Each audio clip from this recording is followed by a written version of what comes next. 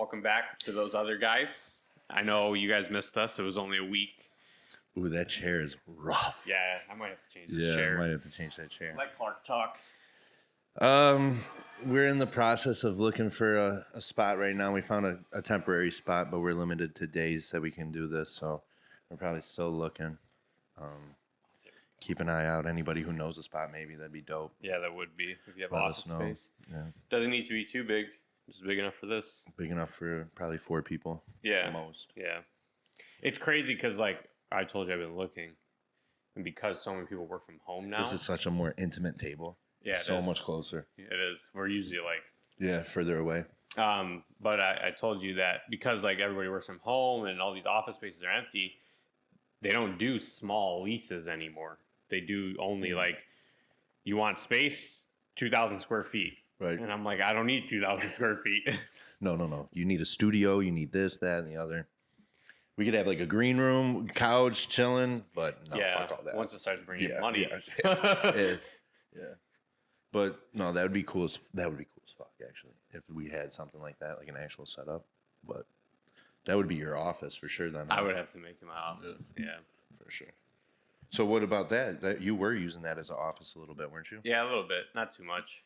So you're just chilling. Yeah, it was just loud and stuff in there. Oh yeah, I remember. Because it was a brokerage office for like loans, mortgages and stuff. So they were on the phones all day and stuff. It was just loud. But I don't work at home anymore. I stopped doing that a couple months ago. Oh yeah, you're back to like I just Starbucks go and stuff. Yeah. That's smart. I need to leave to do stuff. I'm too comfortable at home. Yeah. I need to like go to the environment. Like when COVID hit, everybody was working out at home. I didn't. That was like my time. I was like, fuck this. Like if all the gyms are closed, then it's meant to be for a rest time. And I just chilled. But then when Josh started up, it was even better because it wasn't at my house. It was something different. And then Hussam threw one in his garage, and then it was something different, you know. So it felt good doing that, but I need like set and setting. I need to go and know that I'm doing work. Mm-hmm. You know, that's how I step out of my comfort zone because I'm very comfortable at home. Yeah, me too. Like yesterday, I worked from home. I was with Blake a lot. And at the end of the day, I was just like, I need to get out of the house. I bet. Because I was just home for so long. Yeah, I bet. And having a kid, I'm sure, just amplifies that beyond belief. Yeah. Because it's just a chore. I mean, it's a constant, like you have to look over, make sure he's fine. Then he gets hungry. Then he needs his diaper changed. Then it's just like, it's a lot.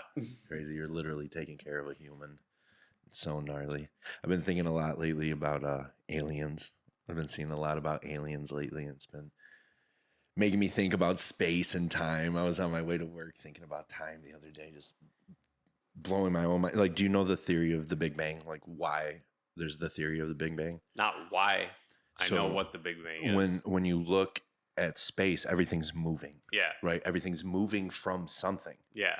So essentially, they believe that there was like a boom, and that's why everything is moving away, spreading away.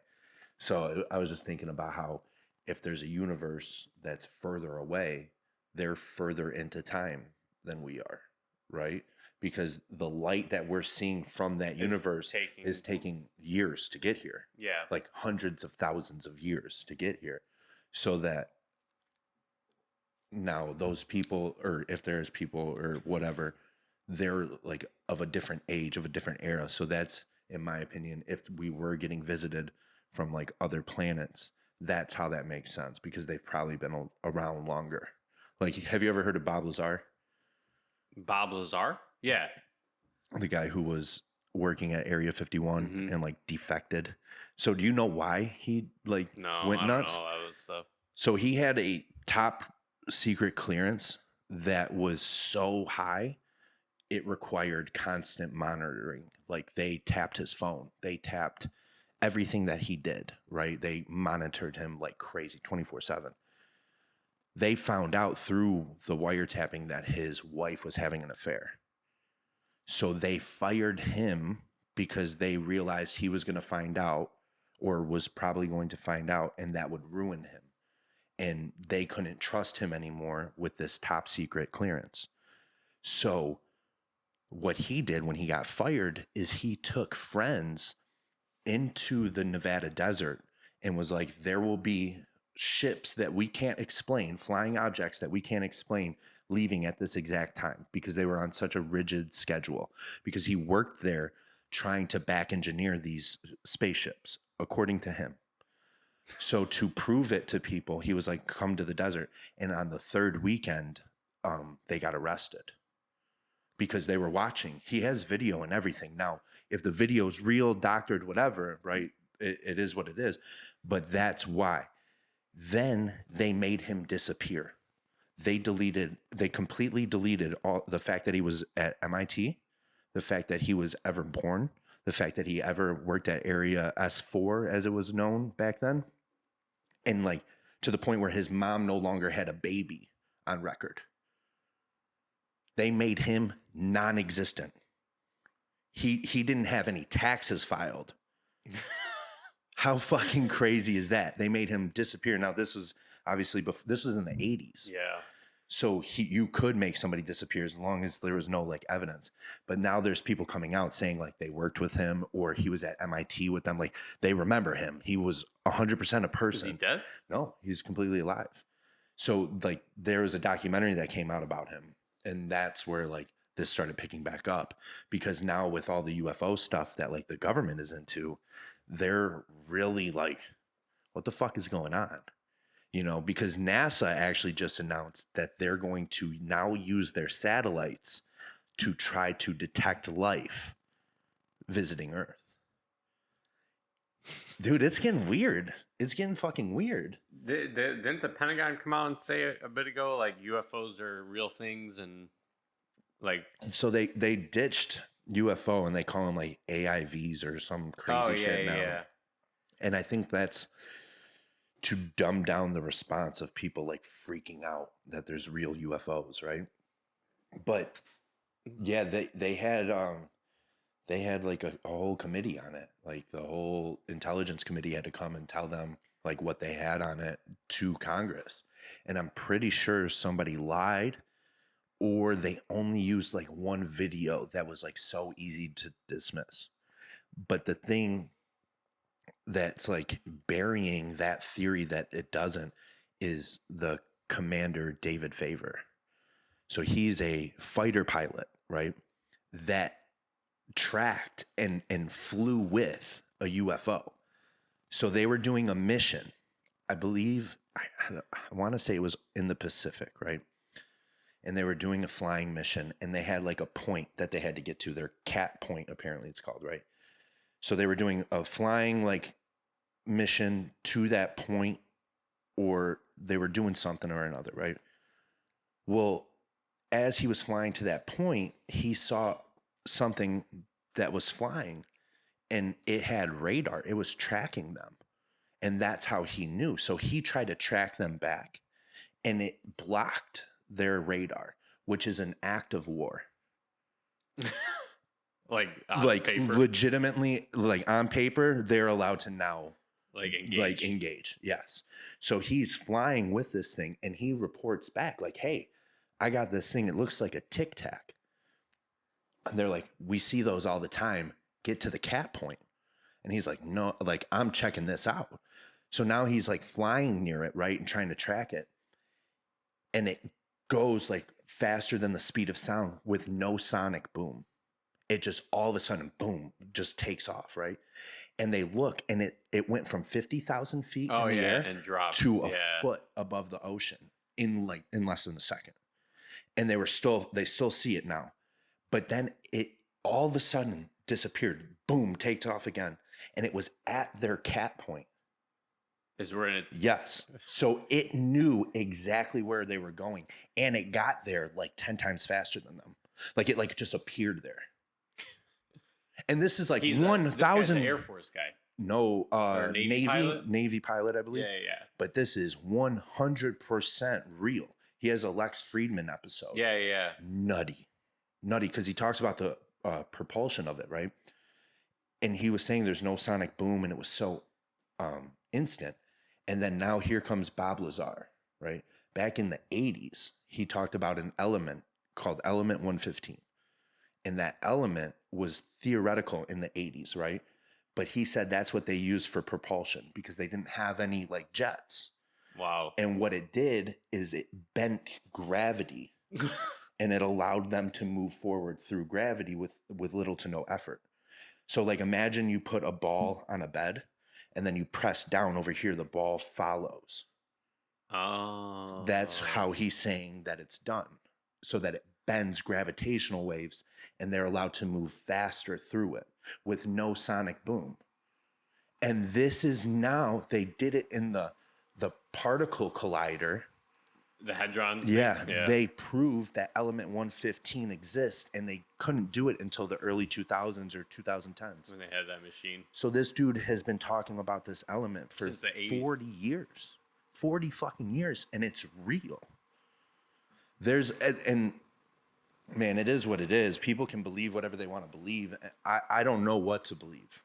You know what I'm saying? But there's a lot of convincing shit out there now that's like, what the fuck is really going on? You know, are we the only thing? I don't think so. I don't think so either. No, I think you'd be too ignorant to think we are. I mean, yeah, you could be, but people cannot fathom how big space is. They can't wrap, a lot of people can't wrap their head around, and a lot of people just don't care. That's the biggest one. And I think a lot of that comes from all the light pollution. Imagine if you could still see the Milky Way. I know we got off on this before. You would think about it a lot differently. A lot more. Mm-hmm. A lot more. You would be humbled a lot more. Mm-hmm.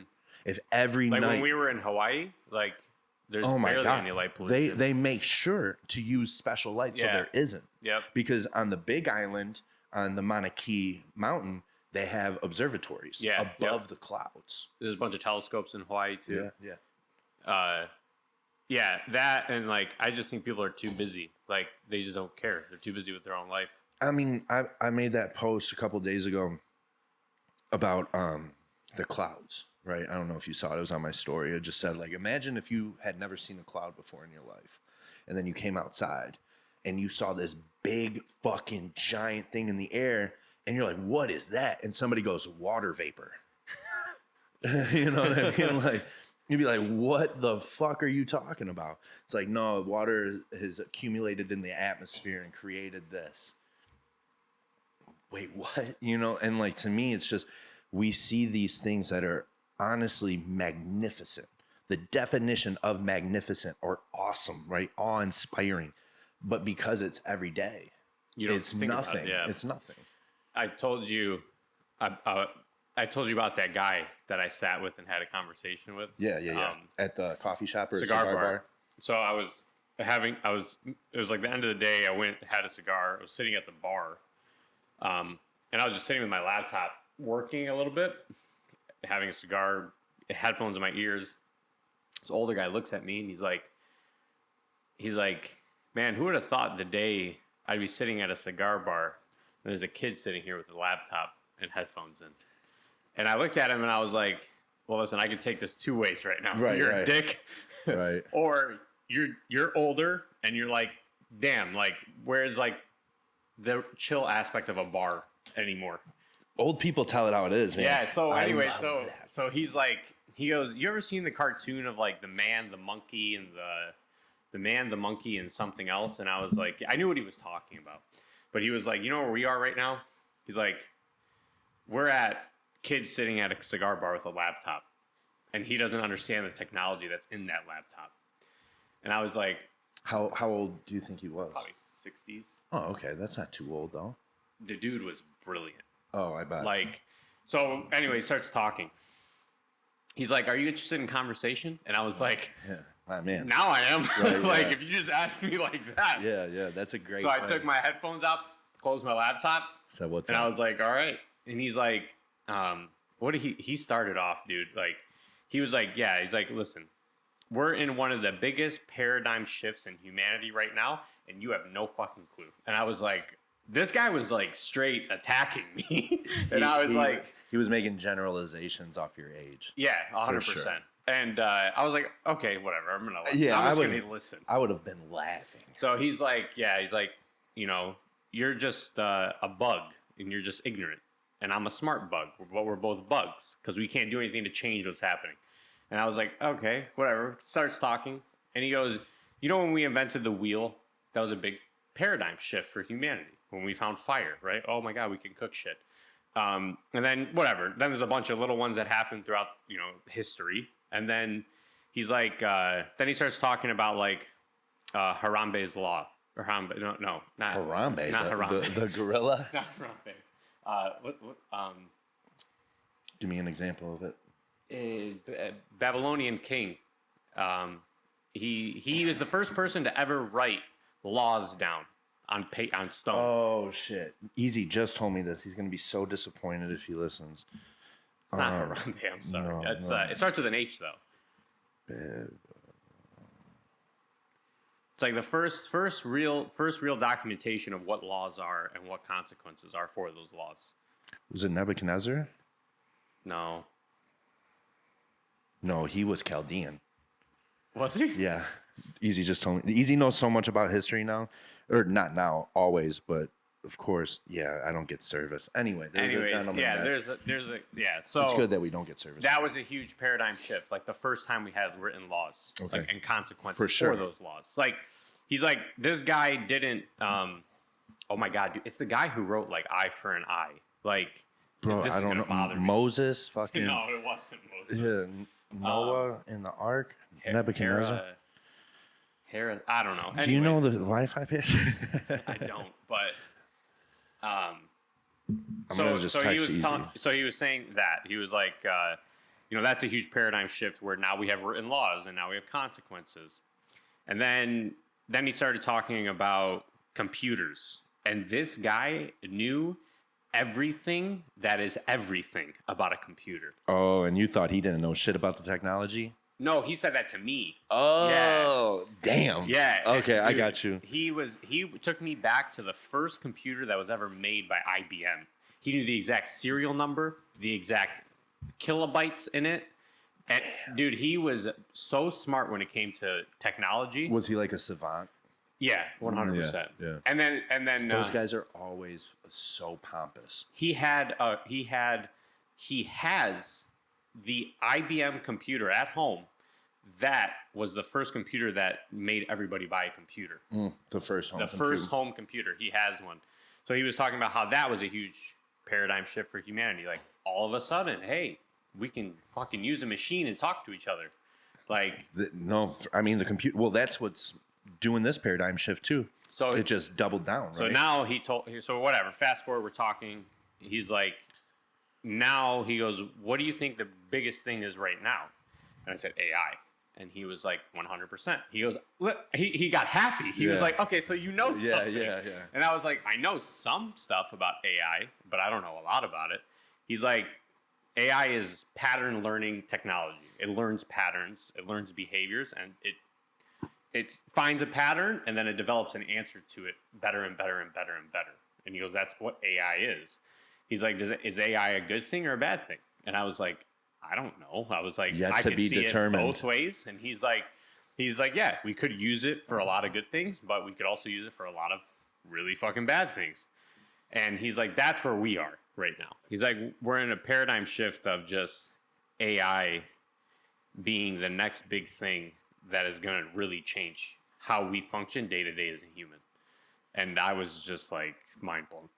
And then the dude got into like some shit about like censorship and how like AI censorship and search engine modulation is a huge thing right now. There was a guy who testified in front of Congress saying how dangerous AI is on a search engine. I believe it. Was for our last election. Because it was like, I don't know how it does it, but you know. Influencing. It influences to put things on people's pages who they want to vote during the election. They would see go vote a lot of times. But people they didn't want to vote, you wouldn't see go vote a bunch of times on your page. It was a huge thing. Right. And he was telling me like this guy went and testified in front of Congress and said, no one is tracking this. You guys are just letting this happen. And it's so dangerous. Did he talk about how like they like literally increased a percentage? Because I think I've seen that video. He said that. He said it literally increased the percentage of voters For One Direction, then it did the other direction that they wanted yes. to vote. Yeah, he was telling me like, because he was telling me like the biggest issue with AI right now is censorship, because it's taking away like he wasn't like gun ho like I don't know like rights kind of guy, but he was like a very gun ho, you're a human, like right kind of thing, like you should be able to think like a certain way and be able to talk that way without being censored. Right. And he didn't get into political stuff. He was just like, dude, it was crazy. I literally have an yeah, you were right. Hammurabi. Yep. There it is. Harambe. Hammurabi is as close as it gets. No, it's funny. I literally voice to text a little rant the other day, so that I didn't forget it. And I never want to bring anything up that's like been scripted, but you brought up this on your own about censorship, and we can, kiss character goodbye. Martin Luther King's should we do a clap? No.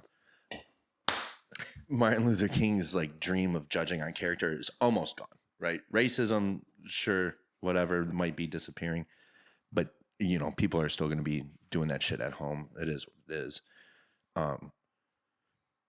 But nobody can be judged on their character anymore, right? If you know me for 100 years and I say something that might upset you, might be kind of controversial in today's day and age, a lot of people are now just going to jump over on that side and be like, what the fuck? I never knew this about you. And it's like the one thing. Yeah. And it's like, no. I'm saying this because I thought I was comfortable enough in front of people that knew my character. Mm-hmm.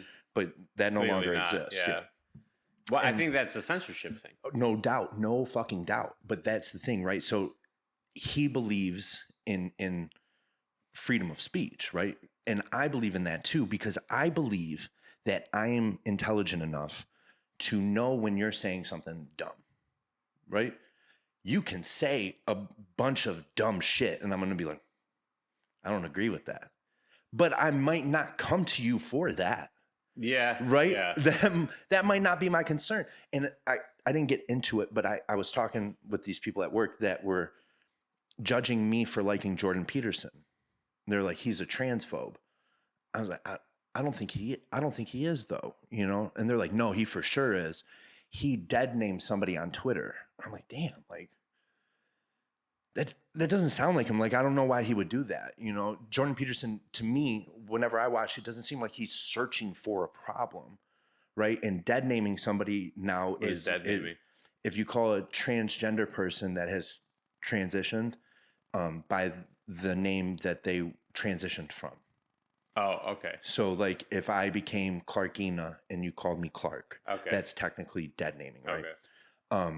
But he did that. So I found out why he did that was because he was proving that Twitter would ban you if you did. And he did. And he did it. Yeah. And then when they let him back, he doubled down and did it again. But I do not go to Jordan Peterson for his opinion on transgender people. Yeah. That's not why I like him. Am I not allowed to like him now because he says this off shit one time? Or does this off shit that I don't even agree with, right? Why the fuck would you do that? You're supposed to be better than that, right? You're this person that people look up to about changing their lives. But look at how skewed that was. No doubt. And they took it that he was transphobic, but really he was just trying to prove a point about censorship. Exactly. And now everybody's going to have, their own visual or perception of the problem, right? Of what's going on. But like that you should be allowed, even if you perceive him now as transphobic, he should be allowed to plead his case. And what he says, you almost have to take as law because you don't know him personally. Yeah. So if he came out and was like, I was just proving that this censorship is real, right? What would it take? Does he have to call said person that he dead named and apologize? Because even if he did that, would that person even let him? You know what I mean? We're at this point now where even if he reached out and was like, look, I was just trying to prove a point. I'm sorry I dragged you into this. You know, that's not what I was doing.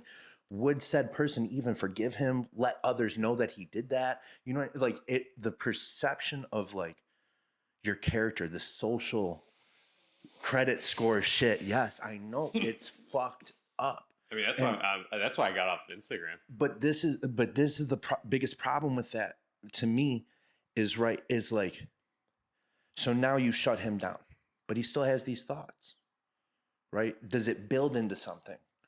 So that was what this guy was arguing. He's telling me now that I'm a piece of shit because I like Jordan Peterson. So the way this guy was explaining censorship to me and how it affects the human mind is that said person can't talk about those things anymore. It builds up in their head, right? And it changes their whole dynamic as a human because they can't. We think in certain ways, right? We talk about habits. We talk about all that stuff. Like if a person can't express that because of censorship, that's where like they change like chemically as a person. Well, think about it, and you can connect the dots because you're intelligent. So now I can't talk about that in the public, right? Because I'll get chastised. Where am I going to talk about that? To only like-minded people that agree with me. Yeah. What does that do? Now you're just biased. Exactly. And what does that do? That only makes you double down and think that you're more right because now you can only talk about it. Anymore. Exactly. Whereas now if I say this in public and I do get criticism, that's how opinions change. Yeah. And they don't change by all of a sudden saying, "Oh, you're a fucking transphobe." No, I'm not. I work with two of them and I love them both dearly. What the fuck are you talking about? You know that I love them dearly. But I like Jordan Peterson. Get the fuck out of here, dude. Get the fuck out of my face. And that's in like, I told him right to his face, I'm talking to him. I'm like, you're fucking high. like you know that I'm not. And like, he's still the homie. He came around a little bit, but like, I'm afraid now that he will always have this like hesitance to say something. And I don't want that. I don't think that that's right because what if he says something that I don't agree with and I can give him like a friendly pushback, a little criticism from somebody that he trusts, right? We were talking about that. The support of people that you trust means so much, so much. The word of you telling me how I look versus my mom, given I trust my mom, but that's not what my mom is for, right?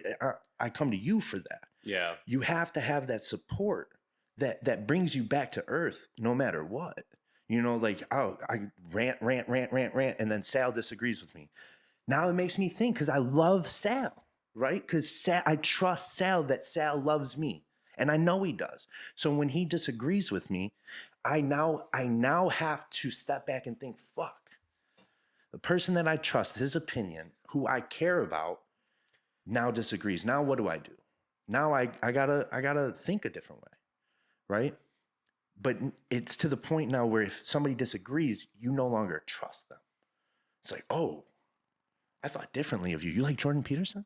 Yeah. Fuck you. And now nothing I say matters. No. Nope. That's so dangerous. It is. It's so fucking dangerous. Because that you see it a lot too. I mean, like, okay, like I'm taking a break from Instagram. I haven't been on it in a week. I uninstalled the app. Like I haven't even gone on it. Why? Right? One, it was super Jesus. I don't know what's going on with the camera today. But one, it was super anti-productive for me. Right? I told you about that day. I found myself like going back unconsciously. Going just out of habit, searching just to get on the app, just to look at it for a little bit. So that was one. And two, it was like, I was starting to notice, like, it was just gross. It was like people that I know think one way were being a completely different person on social media now all the time. And then it was kind of like shitty to see that. I'm like, dude, that's not how you talk behind closed doors. Like you're pretending to be somebody else because you're worried about the masses disagreeing with you and then shutting you out completely. So that was one thing. And then two, just like, I think just like personally, it was just for me, like constantly seeing like what ifs, like What if that was different? What if I changed this? What if I did differently? Like, and it was just because it's a highlight reel. Right. 100%. It's all a highlight reel, right?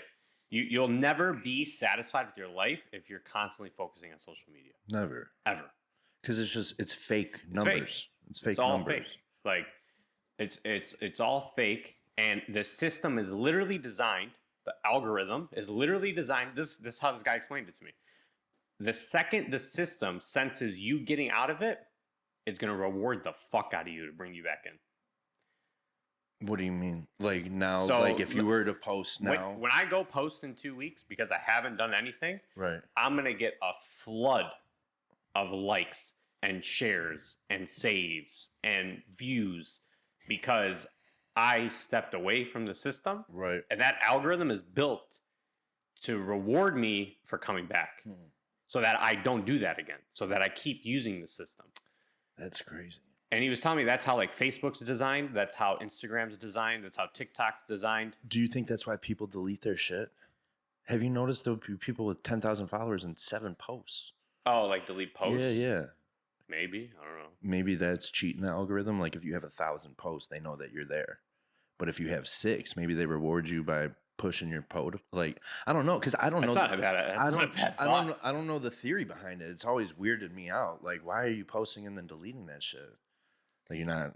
I don't know. I just don't know what the the way this guy was brilliant, right? He was so smart, and he was just the way he explained it to me with how like this whole system is designed is to just constantly reward you and keep you satisfied so that you don't leave. Believe it. It's Mr. Smith effect, dude. I don't know what that is. Matrix. Okay. Mr. Smith. Right. Anytime somebody started going against the Matrix, Mr. That's Smith when they showed up and pulled you back in. Wow, I didn't even think of it. Yeah, so Instagram, all that's the Mr. Smith effect. Wow. Just like how I believe this is real. I think we all have a Mr. Smith effect where if you believe in like the theory of simulation, if you start to realize things, people around you tell you, no, you're crazy or this or that. And that brings you back in sometimes so that you stop thinking that way. It's like almost like a human nature thing that we have. Like if you start to go against status quo, Mr. Smith shows up and pulls you back in. That's, I heard about why we like the standalone person that doesn't give a fuck in a movie is because of that. It's right? attractive. Yeah, we want to be that. We want to be that, but most of us are of the crowd. Yeah. That's crazy. That does make a lot of sense, though. I've never heard that. Yeah, like the Mr. Smith effect is a big psychological thing that we experience all the time. Makes a lot of sense. I mean, think about when you start dieting, right? And then everybody's like, here, you can have some pizza. It's like anything going against the norm. Mm-hmm. Anything going against the norm now gets questioned. And when people texted me and been like, why are you off Instagram? And I'm like, why does it concern you? Right. Why does it matter so much? Like I put, and you know what else was annoying is I couldn't take a break from social media without putting in there, yes, I'm mentally fine. I know. I wish you wouldn't have posted anything. But I get it. It's part of your business. No, business wise, it's different. And if I were to just disappear, it would just be see ya. Yeah. I have a exit plan on Facebook already, but I keep it active for I don't know what. But I think again, I'm addicted to this shit because I see kids I grew up with, people like that. I definitely use them different. Yeah. I use Facebook so much more personally than I do Instagram. But I was talking to Mark, Dominic, and Cam Cheek about this. I was like, because Mark was like, if I didn't need Instagram for my business, I would not be on social media. And then Cam said a similar thing. Cam's posting has gone way down too. But I told Mark, I was like, I am trying to break habits with social media right now so that when I return, Instagram is exactly that, a work portfolio, and that's it. I have a private Instagram. That's all my family stuff. That's all that. And if I want to surf Instagram, I'm going to do it on that page. Smart. That way, my work portfolio stays my work portfolio. Because I don't care to have a huge following. I don't care to have all that attention. No. It's honestly fucking annoying, as it is already. 100%. So it's I don't want all these eyes on me all the time and stuff. So I'm trying to break those habits. When I return to Instagram, I don't know when it's going to be, but it's not hurting my business at this point. Like, thankfully, I'm established enough now where I don't need it like that. You can do this. Because I was telling Mike Nassif that I was going to take this break, and I was like, dude, you can always walk away from the screen. Like, it's a screen. You can walk away. And he's like, you can. He's like, we're just starting. And I was like, I get that. I do. Like, I'm at a point where I can take a step back. It's not going to hurt me. Everybody emails me already. Everybody's word of mouth at this point. Like, I've already had 7 people sign up this month. Like, it's not an issue for me at this point. It's more of a work portfolio for me now. So, I don't know. It feels good because, one, I'm way more productive this week. I bet. I'm finishing my work days in like twice the amount of time. How long did it take to get over like the withdrawal? 2 days. 2 days? It was 2 days of like searching swiping for it? down to type Insta because I didn't have it on my phone. Right, I remember. I would have to search it. But even that became a pattern. So then it was just Monday and Tuesday, and then now I literally you're like whatever. I don't even care at this point. That's crazy. It's dope that there's like not dope. I'm sorry. It's wild that there's like an actual withdrawal period because it's for sure an addiction. It's for sure an addiction. Anything that gives you dopamine is an addiction, dude. Yeah. Coffee's an addiction. Caffeine is an addiction. Is my favorite drug. It's my favorite drug there is. No doubt about it. Caffeine. Holy smokes! I drink that shit all day. I need it. Is that good? I bought one for me too. So I didn't good. try it yet. It tastes like Baja Blast, but like with energy. Dude, I had a strawberry melon flavor one. Mountain Dew? Yeah. Okay. It was fucking really good. Was it? Yeah. They're only 25 calories. So that gas station, like right up here. Did you come off of Woodward? No, I came down this way, okay. Southfield. So there's a gas station like literally behind. You could throw a rock at it. Okay, nice. They have like 12 different flavors of those. Like a whole row. Shit! Yeah, it's a nice gas station. Yeah, for sure, for sure. These are tight. I like these. I didn't know that they came in that can. Yeah, this monster 12 ounce now. That's the orange flavor that I like. Is they have this size too? Yeah, they have orange, green, and white in this size. Okay. Oh, nobody can see because we don't have the camera on. I don't know what's going on with the camera, but whatever. Jake will do a nice like candid like in motion picture of us like he did last time. That would be funny. Oh man, so what's been up though? I was thinking, I'm like, man, I deleted 2 rants from Instagram that I like filmed about like, how I do it. And I'm like, why did I do that? I'm like, oh, because I haven't podcasted. I haven't got it off my chest. Like, this is definitely like an outlet now. The alien about, no, about blaming your coach, actually. Funny, ironically enough, it was about blaming your coach because it was just like, oh yeah, of course, it's my coach, not my effort, not this, not that. It's the guy who does the mathematics for my diet, right? And then it's just, I don't know. I was talking about how you don't have to bodybuild. You don't have to. You're allowed to work out. You don't have to bodybuild. You don't have to bodybuild. You just don't. You don't have to compete. It's not a necessary factor for going into the gym. That's a huge one. Like you don't have to compete. You don't have to compete, bro. Everybody fucking competes now. If you go sign up at the gym, wins the show. Wins the fucking show. Been in it 1 year, look like a fucking baby, wins the show, bro. It does, there's a thing that I think has escaped a lot of the young people because nobody fucking has it, so nobody can talk about it, but muscle maturity. Right? Yeah. There's only a handful of motherfuckers that are of that age that have actual muscle maturity. Otherwise, it looks fake. It looks like you're SpongeBob under that shirt. You remember when he put those fake ass arms up, deflated? That's all it looks like. And for real, it's all it fucking looks like to me. And it's so funny because then when they diet down, they're nothing. Your skin and bone do a lat spread. What the fuck? It's your scapula. You know what I mean? It's not even a muscle on that bitch. It's just your scapula moving like, or the pinch back traps. Oh my God. I've been so fucking over fitness, dude. I'm so fucking over it. That's why now my posts on Instagram have barely been fitness, barely been me posing, barely. It's because like I'm doing the same in the step back from the fitness world because it's pissing me off, man. It's lost so much of its edge, and Sally's going to be like, bodybuilding isn't dead. And I don't think it is either. And I should stop saying that. But there's a lot of motherfuckers trying to bring it down. There's a lot trying to bring it down. I think amateur bodybuilding is really bad. It's horrible. Everybody's an amateur bodybuilder now.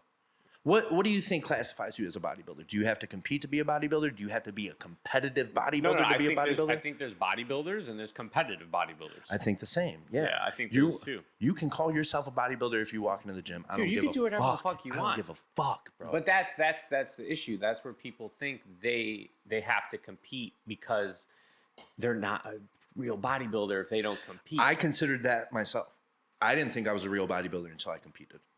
I don't think I'm a real bodybuilder. I know. I no longer think I'm a real bodybuilder, even though I competed, bro. That's like, it's one of those things that just comes with experience. That win, that fucking whatever, I don't even know where my sword is. I don't even know where my trophy is. Right. I don't know where the fuck it is. It didn't matter to me, as fucked up as that sounds, because I won, right? So somebody else wanted to win, obviously. But it fucking lasted for 30 seconds, bro. So there's a guy, Anthony Perez. He's like one of the first dudes to turn pro in, I think it was Classic. It sounds very familiar. He was a really, really famous Instagram dude. He was a celebrity trainer. So like he lived in LA, trained a bunch of celebrities, and then competed. He's older now. He's probably like close to 40. But he was one of the first fitness guys I ever followed. And his story was the most eye-opening story ever. He competed countless times trying to win the elusive pro card. He posted after he won his pro card that he woke up on a bench in the middle of a park with the pro card because he was so suicidal after that he realized that it did nothing for his life. Winner's remorse. It did nothing. He never competed in a pro show after that. He completely abandoned bodybuilding, turned completely fitness, improve your life, that kind of fitness, and left competitive bodybuilding because he was like, I had nobody to share this with because I destroyed every relationship I ever had with anybody because I was so focused on winning this pro card. And then he was like, absolutely nothing changed the second I got my pro card. Which is like kind of wild for me to be sitting here talking about because I coach people who are chasing their pro card. But I would say majority of the people I coach who are chasing that, I have talked to about prioritizing other things first to make sure that when they win their pro card, they have a whole life aside for it. Yeah. Because there's a lot of dudes and girls who like gun-ho for the pro card and have nothing. They get the pro card and it's like, what, was there a check that was supposed to be deposited or something? Right. Like, no, there wasn't. So and now this isn't shitting on anybody with that dream. No, not at all. I'm competitive as fuck. I want everybody. I know you were just as bummed when Chelsea only came in 5th. You were bummed because I'm competitive. You are a competitor. You're one of the most competitive people I've ever fucking met. But you don't come off like that. Essentially, you're very relaxed. It's only in private do you complain. Yeah, you know what I mean? Like complain, right? You're just talking to me. But that's, you know, I don't want to shit on anybody with that dream because I think that's a good dream. I think it's a great dream to have, right? It's a fun one to be in if you are mentally set up for it. The only reason why I make it a priority to talk about it the way that I do is because I see through a lot of people's fragile bullshit. I used to do it myself. I used to project this peacock type energy of like, I'm a hardo, I'm going to do this, that, and the other.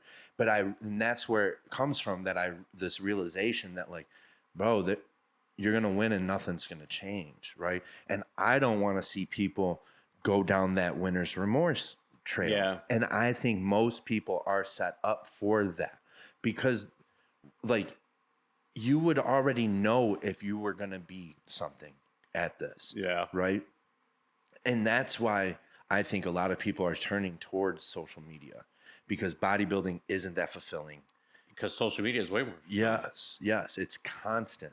You only get one show a year, maybe if you're top notch, right? If you really want to do it right, maybe one show a year. So you get that one traffic boost on social media, or you get that feel good feeling at the gym of everybody asking when the show is and stuff. But again, I'm not trying to shit on anybody. I think I love bodybuilding, bro. I fucking love bodybuilding. I just think that people got to start being real and thinking of, like you said, like the future after the pro card, or thinking. I always tell people there's life after bodybuilding. And bro, what about thinking about just after the show? What happens when you lose? Yeah. There's only one fucking winner, bro. There's only one winner, right? So what happens when you fucking lose? Because you're gonna lose if you're in this sport, right? If you really love this sport and you're gonna compete, you're gonna lose. Not every time you show up are you gonna win. Yeah, you're just not. You'll never go undefeated all the time. You just can't. You would be a legend in this sport, right? And you would know it. You would know it quick, fast, and in a hurry. Mm-hmm. So I think the worst setup or the worst thing is that, like you posted about this, the expectations. Yeah. Right. Going into shows with expectations is the worst thing. Is the worst thing. It's not even just shows, everything. And it sucks because you're posting, and to keep you going, you want to post like, I'm doing this, I'm going to win, I'm going to bring it home. And then you got people gassing you up so that when you do lose, it's like, fuck me. I've now let all these people down. Yeah. And it's not really like that. I think if you're posting a lot and getting gassed up by other people, it's hard to differentiate, because those people gassing you up know absolutely nothing about the sport. They don't know how a national show is ran. They don't know what kind of people compete at nationals. They don't know those things, but they're telling you you're going to win because they're your mom's best friend. Right. You know, and you're mentally very fragile at the end of prep. You're taking any bit of dopamine rush you can get at that point. So you're going to be like, yeah, fuck yeah, I'm going to win. And then it's right. And why would you doubt yourself? Yeah. Right? It's not doubting yourself. You're not supposed to doubt yourself. I don't think it's doubting yourself, but like when I competed last year, like I told Cam, I was like, if I lose, I'm not focused on winning or losing for me. It was more like, I want to complete prep, bring my best package, maintain a good work regimen throughout the whole thing, and just kind of prove to myself that I could balance all these things at once. I didn't care if I won or lost. Right. Like, it did nothing for me. Right. And then, the funny thing is that's all you can control anyway. Right? That's all you can control out of that, is just to bring your best package, is just to prove to yourself. That's all that journey should be. And if you win, you win. My expectation was that I was going to get last place because I had never competed before. I'm like, I bet I get last place. That way, if I don't, it's fucking dope. Yeah. I'm a winner in my head. Counter argued against me when I made that post about expectations. He's like, what if I always expect the worst so that when something happens, I have a better outcome? And I was like, well, if you do that and make that a big habit of how you do everything, you're never going to have any confidence. That's a fact. Because every time you go into something, your confidence is at the bottom because you're expecting the worst to happen, and let that compound over time. You're never going to be confident as a person. And that's a big fucking problem. And you're 100% right, because when I was on stage, Josh told me when I came back off stage, he's like, pick your fucking head up. Yeah. Because I would walk in looking down because I wasn't confident, because I was expecting the worst. Yeah. Right. And I was just going out and doing what I could, but I wasn't expecting anything. Because I think you can go into things really confident without having expectations. No, I think you're right. But I think that you have to be trained on that just as much as you train your biceps. Yeah. Right? Yeah. But this is something that goes over Bruce Lee thought. says it all the time. Like, training your mind is the most important thing. Without a doubt. But in prep, you're fucking lacking sleep. You're low on calories, low on energy.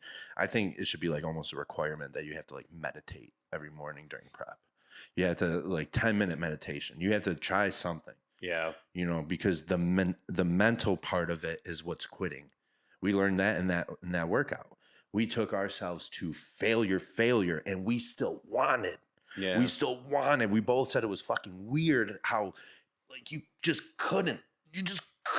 And like, I've been at failure before, but like when you got 3 people you admire, right, plus 2 of your homies that you're essentially competing with, you want it so much more than you've ever wanted it. Yeah. And then when you physically can't, it's weird.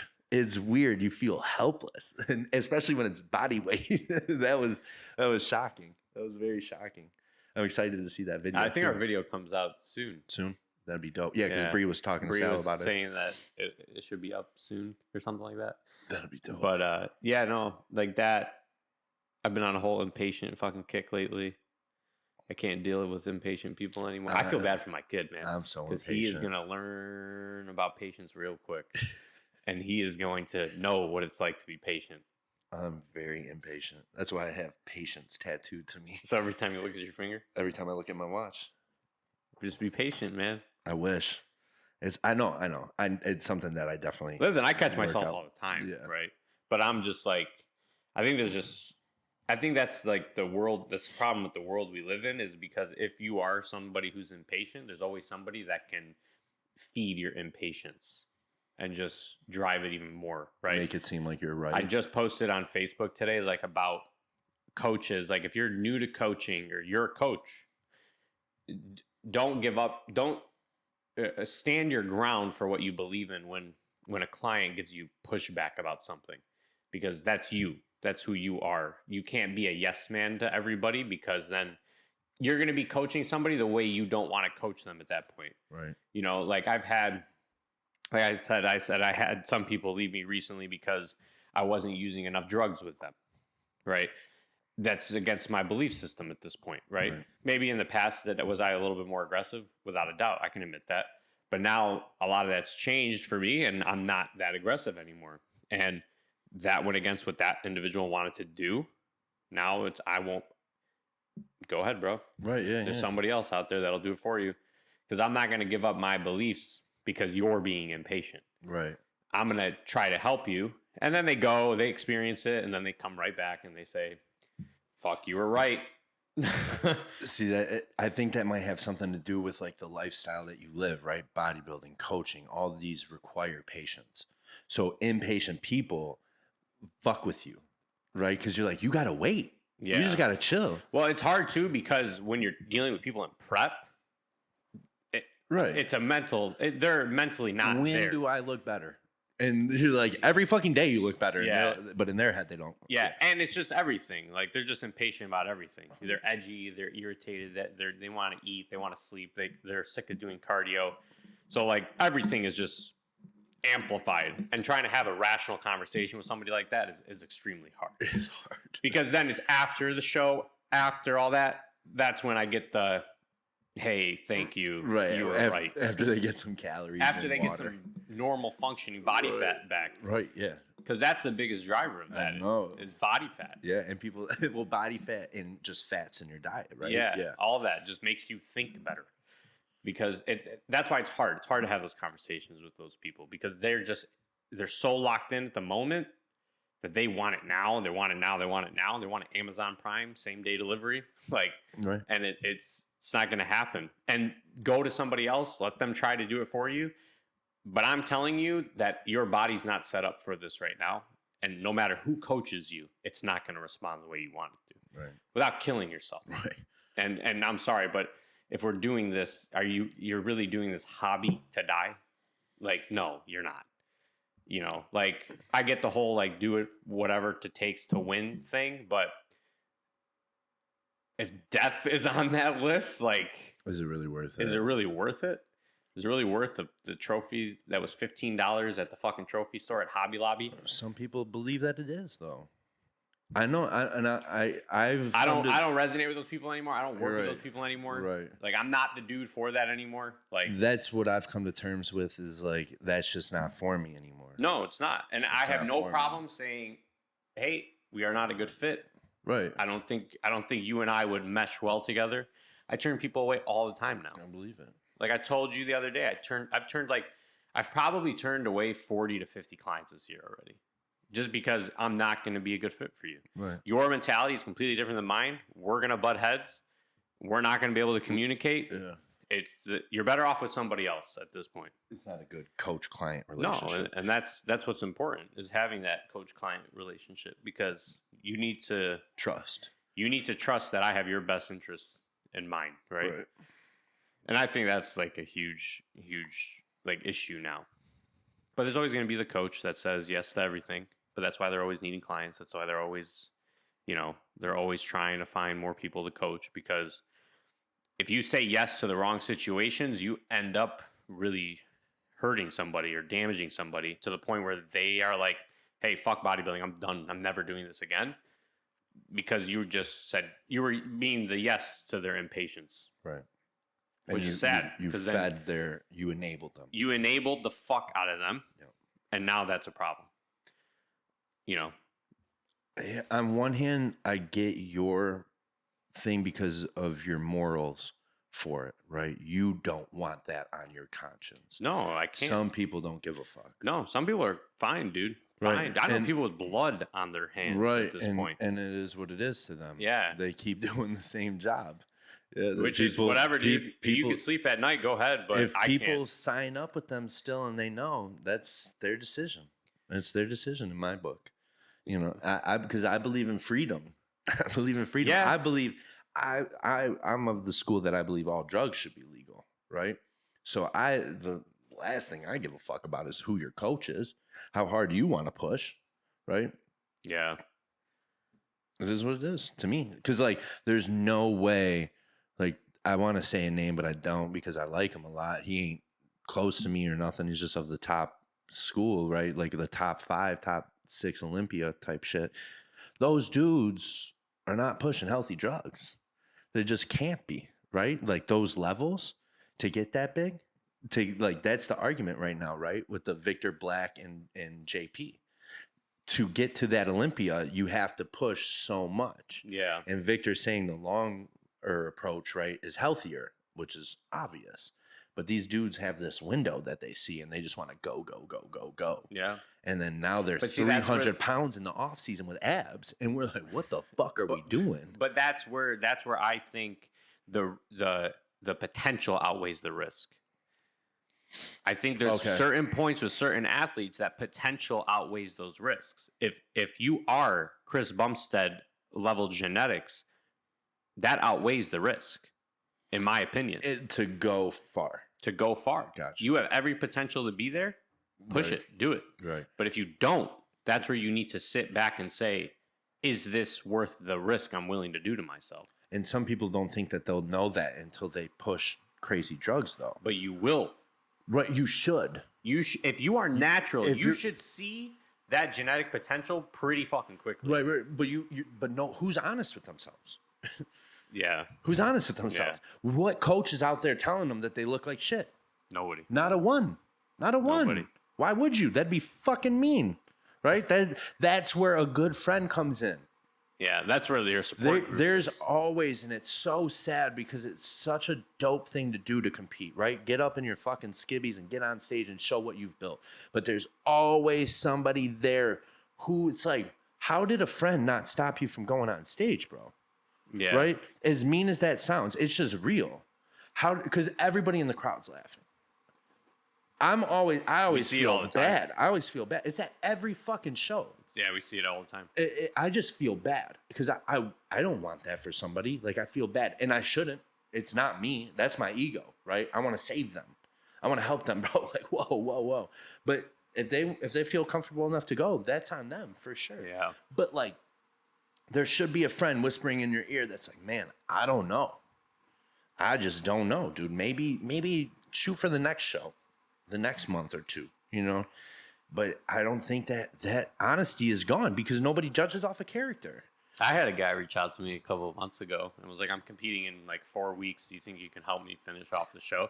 And I was like, dude, honestly, you're not ready in 4 weeks. Yeah. And he was like, well, I can't do a later show. And I was like, I don't know what to tell you. We're not going to be a good fit then. I was like, I think you should do the show in 8 weeks. He ended up doing the show in 4 weeks, but it looked okay. But I was honest with him. Yeah. But that's good now because what are you going to do in 4 weeks anyway? You know that. Yeah, unless you're like really fucking like already been in prep. Yeah. Like, good to go. Something just happened. No, but again, that comes to me, right? What I was just saying is like nobody has the will to say something anymore because now you're no longer judging off of the 8 years we've known each other, bro. You're only judging off of this split decision that I made to be honest with you. And now that I'm honest with you, now you don't like me? And like you said, sometimes, you know, okay, I got to go off, eat or hit a vape or something, get that off my mind, do whatever. And then I come back and you're right. But like, it just sucks that people don't, I don't know if it's cherish is the right word, but like consider the honesty, but more so just the opinion of somebody that they like. And I know you're not supposed to let opinions bring you down or anything like that, but there are a few that you should listen to. You should listen to. Yeah, exactly. You should definitely listen to, because if Sal tells me something, now I have to really look at that. If you tell me something, exactly. It's not like, oh, I think Clark's thinking about me in a certain way. It's more like, okay, if Clark's saying this to me, I need to reevaluate what I'm thinking. Exactly. Yeah. It's like, oh shit, somebody I trust thinks differently.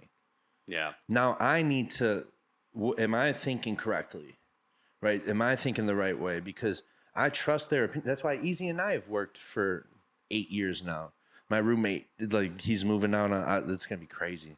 It's going to be so crazy not living with him. But he is opposite of me on a lot of things.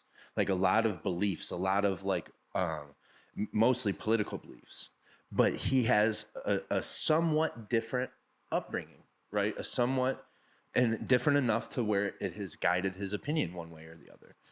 So now when we discuss things, if he disagrees with me, because I fucking love Easy and I know that he's smart and I know that he's not trying to hurt me, I now have to take a step back and go, fuck, am I thinking correctly? Like, why do you think that way?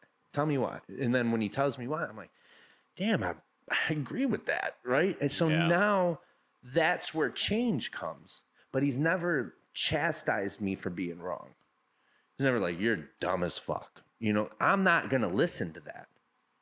Right? That's not going to help you. No, if I call you dumb as fuck, I'm going to be like, okay. Instantly like, fuck you too, right? You're instantly now combative, not trying to hear what I have to say. But I think a lot of people think that like they joke with friends all the time. Like, you fucking bitch, this, that, and the other, which is whatever. Guys do that shit. But I think they don't understand the weight of their words to some friends that could help, right? If I approach you calmly and I say something, you have to be like, oh shit. Yeah. Right? If I say, you dumb motherfucker, you are instantly doubling down on what you believe, because you're like, you're not going to call me a dumb motherfucker. But that's how people have been acting towards each other lately. And I feel like, because it's like this thing, you know, the phone makes you think that you're in like a car, right? I talk crazy in my car. I know I talk crazy in my car. I would never talk to people some of the ways that I talk in my car. You motherfucker, fuck. You know what I mean? I'm just not going to do that, but I don't see them. It's not personal. It's not like I look at them and be like, oh yeah, of course, this motherfucker, right? It's just the action of what happened, and I'm reacting emotionally. Again, it's not personal, but that emotional reaction. Now, if you recorded me and you canceled me for the shit that I said in my car because I'm calling everybody a motherfucker, right? That would be like disingenuous to who I really am, right? Sure, I'm reacting emotionally, but I'm not married to the idea that they're a motherfucker. If I come around the side and they're like this, I'm like, you know what I mean? Like they put their hand up, I'm like, fuck, all right, yeah, I'm sorry for fucking cussing you out back there, you know? But I don't think it's easy to admit when you're wrong. That's part of it, right? No. But I think I will tell you, it is probably the best thing ever. Oh yeah, of course. It's such a weight. I've been realizing a lot of things I've been doing wrong, and I've consciously saying I am wrong. Right. And I feel 1,000 times better. It's a weight lifted off your shoulder. Because you're trying to justify something you did as not wrong, and why that takes a lot of fucking energy. And you know it's wrong. You know it's wrong, but you're trying to justify that it wasn't. Right. So. And that, yeah, it does take a lot of energy. It takes a lot of thought. It makes you think one way or the other. Mm-hmm. Yeah, I mean, we're humans, though, man. We have this human error that needs to be accounted for. Yeah. And I don't think people account for it anymore. You know, I don't think it, like, agree to disagree. Where the fuck did that phrase go? Have you heard that lately? You know what's replaced that? I figured it out in my own head because I said it and I'm like, you know what I just did there? I just agreed to disagree. That's fair. That phrase right now, that's fair. That's the new agree to disagree. Because that means I entertained your point. I see where you're coming from, but I don't agree it. Yeah. So that's fair. I see where you're coming from, right? But no longer can I say I agree to disagree. Because if I disagree, you're a piece of shit. Exactly. Exactly, dude. It's like, it's so fucked. We're so pushed into this wall now. And like, that's what I know freaks you out about the social scores and shit. It's like, and it freaks me out because I know I'm not gonna conform. I just won't. If I know something pisses you off, I have a very bad tendency to do that thing. I don't know what it is, if it's insecurity within myself, if it's because I get warmed up when I see people upset with me sometimes. Like, I don't know what it is about me. I'm a piece of shit in that way. If you give me an ultimatum, 100% of the time I will take the decision that you don't want me to take. Because we all know, like, you do this or you do that. I'm doing that. I'm doing that because I know that pisses you off, and I'm mad that you gave me this fucking ultimatum. Just talk to me. Yeah. That pisses me off the most. And I don't know why I do it. I'm a piece of shit for that. It warms me up. I don't know, man. But I definitely need to be better. I definitely need to not do that if this social shit is coming around. Social score. Yeah. But I was telling you that the other day. I need to be better because like nobody else had my dad. You know what I mean? Like, I'm sure some people had a dad like that, but like, it's going to take me a while, not first thing, to like realize that, right? So like, I need to slow down and be like, I think it's slowing down. Yeah. Well, it's patience. Yeah. I'm very impatient. I didn't even think of that as patience, but yeah. I think like it probably go. It probably runs the same though. Yeah. You know, it's probably not the same, but it probably it's like of the same. When you're trying to like go, you are like you're flying past all the things you should be having gratitude towards. Right. 100%. Like go. Tunnel vision. Everything good on the outside of that tunnel, you are ignoring because you see this light that's 20 million miles away, and you think that is going to be what is better than all of this on the sides of you. Right, that's fair. And that's where you just need to slow down. I know. I need to. It's both of us. No, like, I know. Yeah, I'm not thinking that. But for me, getting off social slowed me the fuck down. I bet.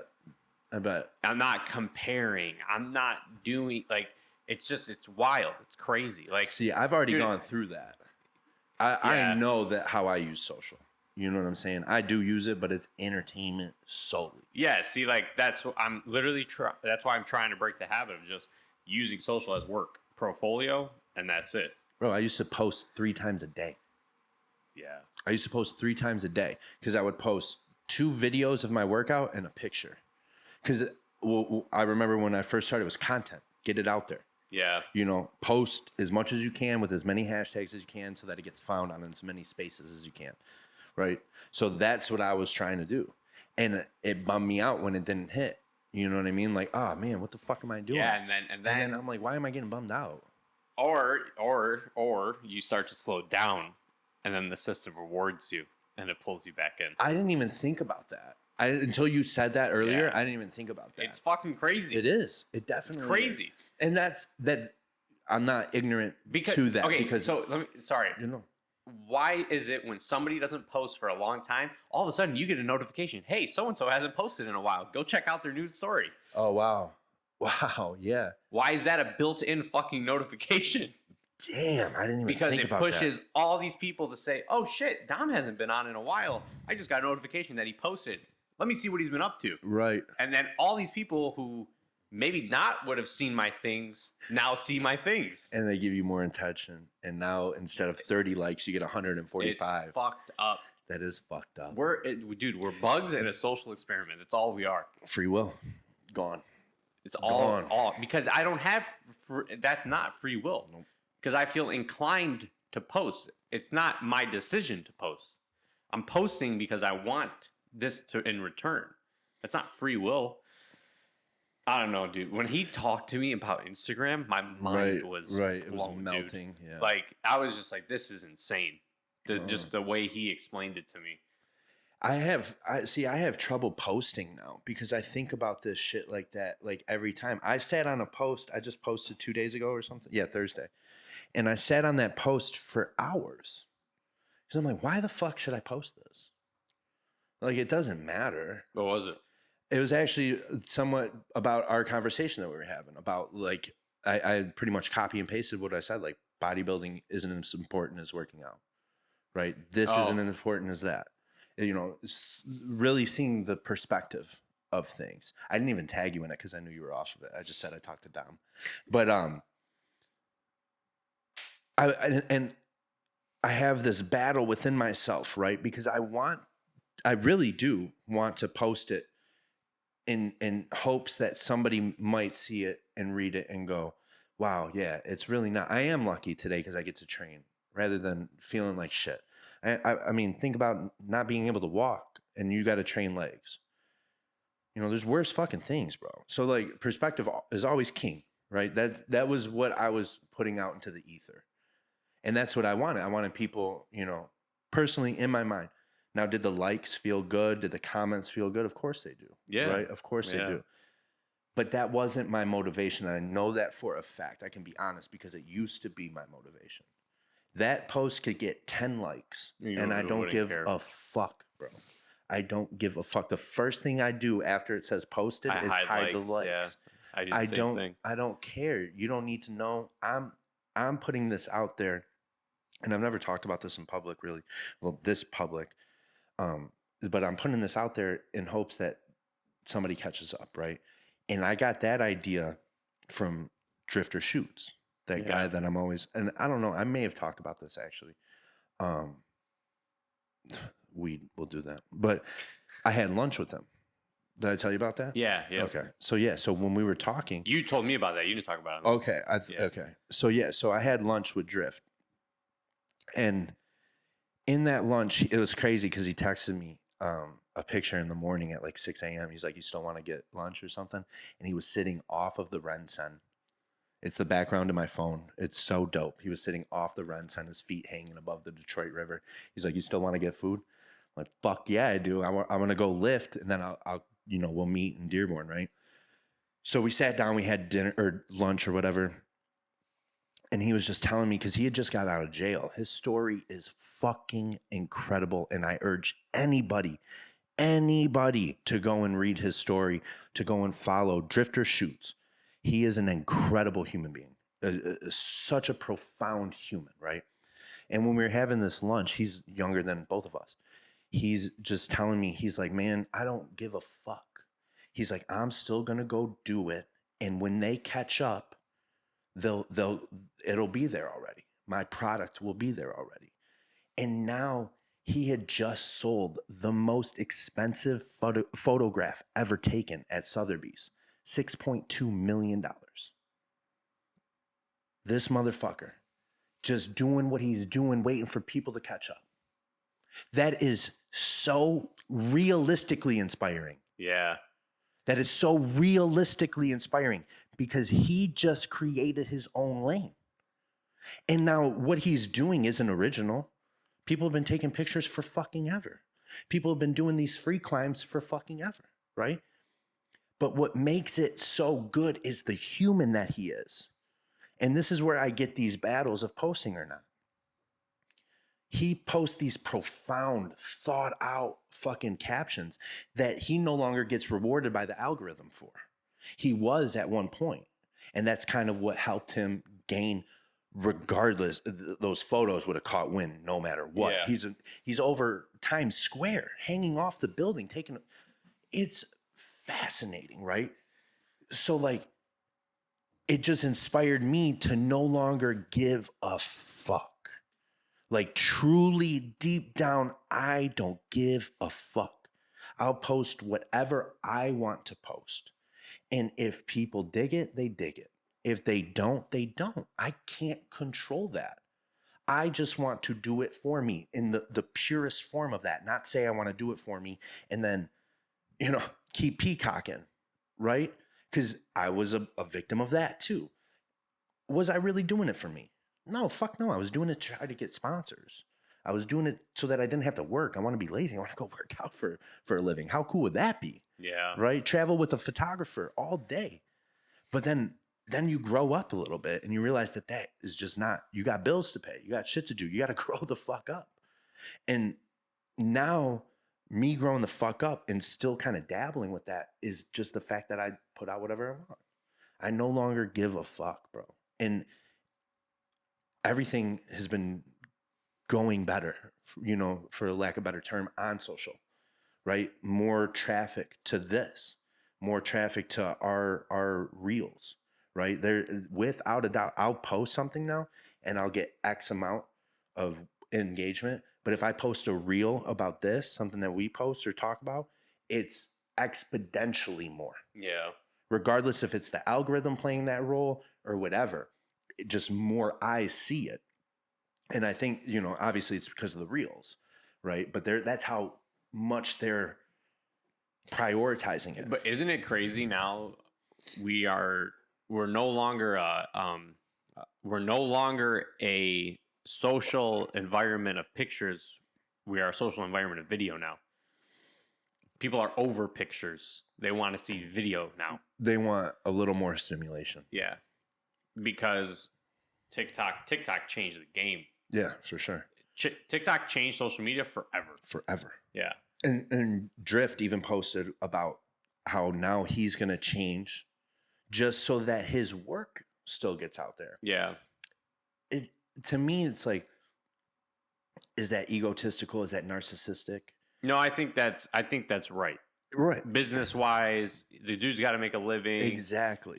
He's still doing what he wants to do with a different flair. Exactly. And this is, like I said, I have this battle if I should post or not. Yeah. Right. Gary Vaynerchuk always talked about. I hate him.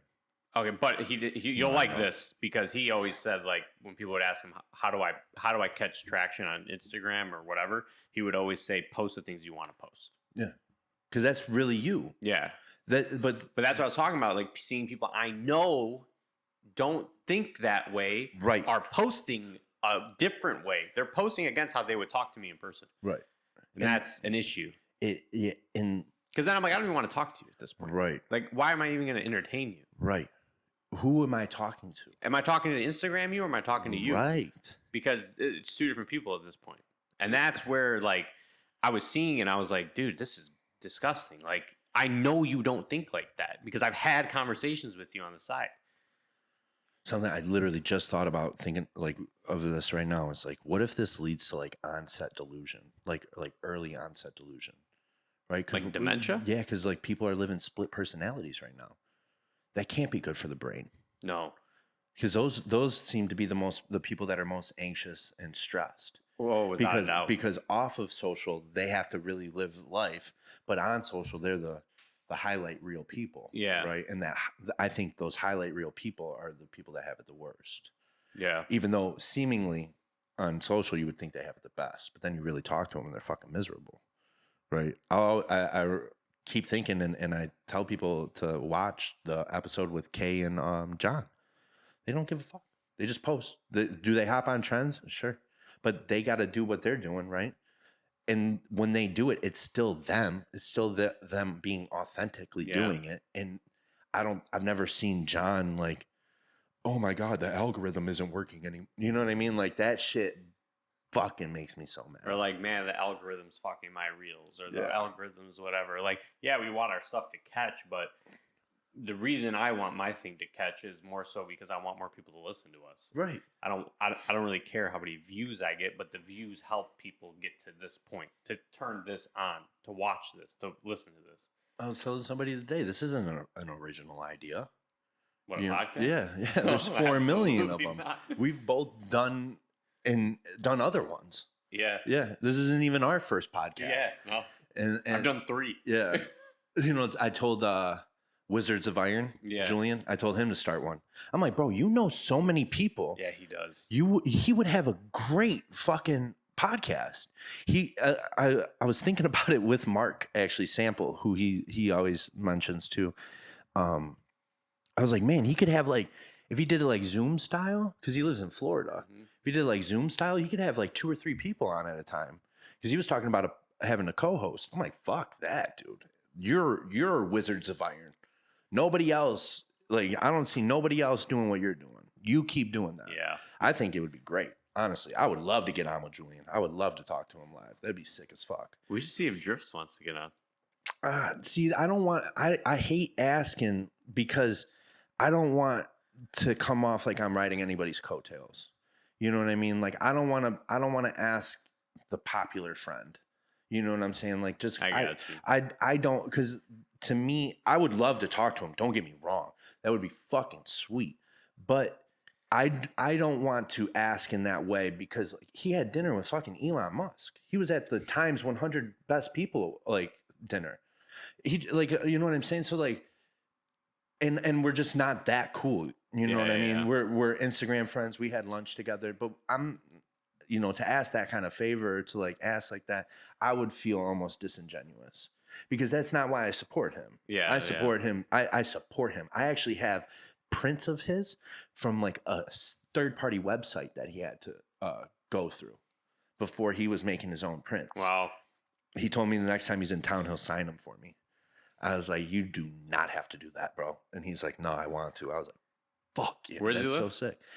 Chicago. Oh, okay. Yeah. But he's always traveling. Yeah, he's always a little bit. So the story where he got arrested, he was in Cincinnati. And he was on top of a building and they surrounded him with like, I think it was 14 police cars and helicopters around the building. Because the thing is he's a veteran. And I'll tell you what he did after, but he's a vet. He's a real vet, not this fucking bullshit. And he don't even talk about it. But that's what he started doing it for, going to these things, because he showed me video when he was up there hanging off a building over Times Square, and he was eerily calm. Like, it made me uncomfortable how calm he was. And I looked at him after he showed me that video. I go, I get it. I go, that's your peace away from all of this. And he's like, yeah. He's like, I feel so at peace there. And he started talking to me. He's like, if you look at this wall, you see this right now, right? He goes, but up there, he goes, my perception, my view, I see thousands, millions of things. And I'm like, holy fuck, that's so true. And I think that's what draws me to his work. I was saying in the group chat today, I am terrified of heights. Yeah. Irrationally afraid of heights. I can't go up 3 rungs on a ladder without fucking feeling something, right? Dylan, go fuck yourself. But because he's laughing his ass off at this right now. But I look at these photos and it's like fulfilling something within me that I wish I could do. I wish I could go see what he sees. He's even offered to bring me. I'm like, I can't, dude. I cannot. I told him, he's like, next time I come, you're doing something with me. I was like, I'll man something from the ground, bro. I'll tell you when somebody's coming upstairs. I don't know. I can't do that.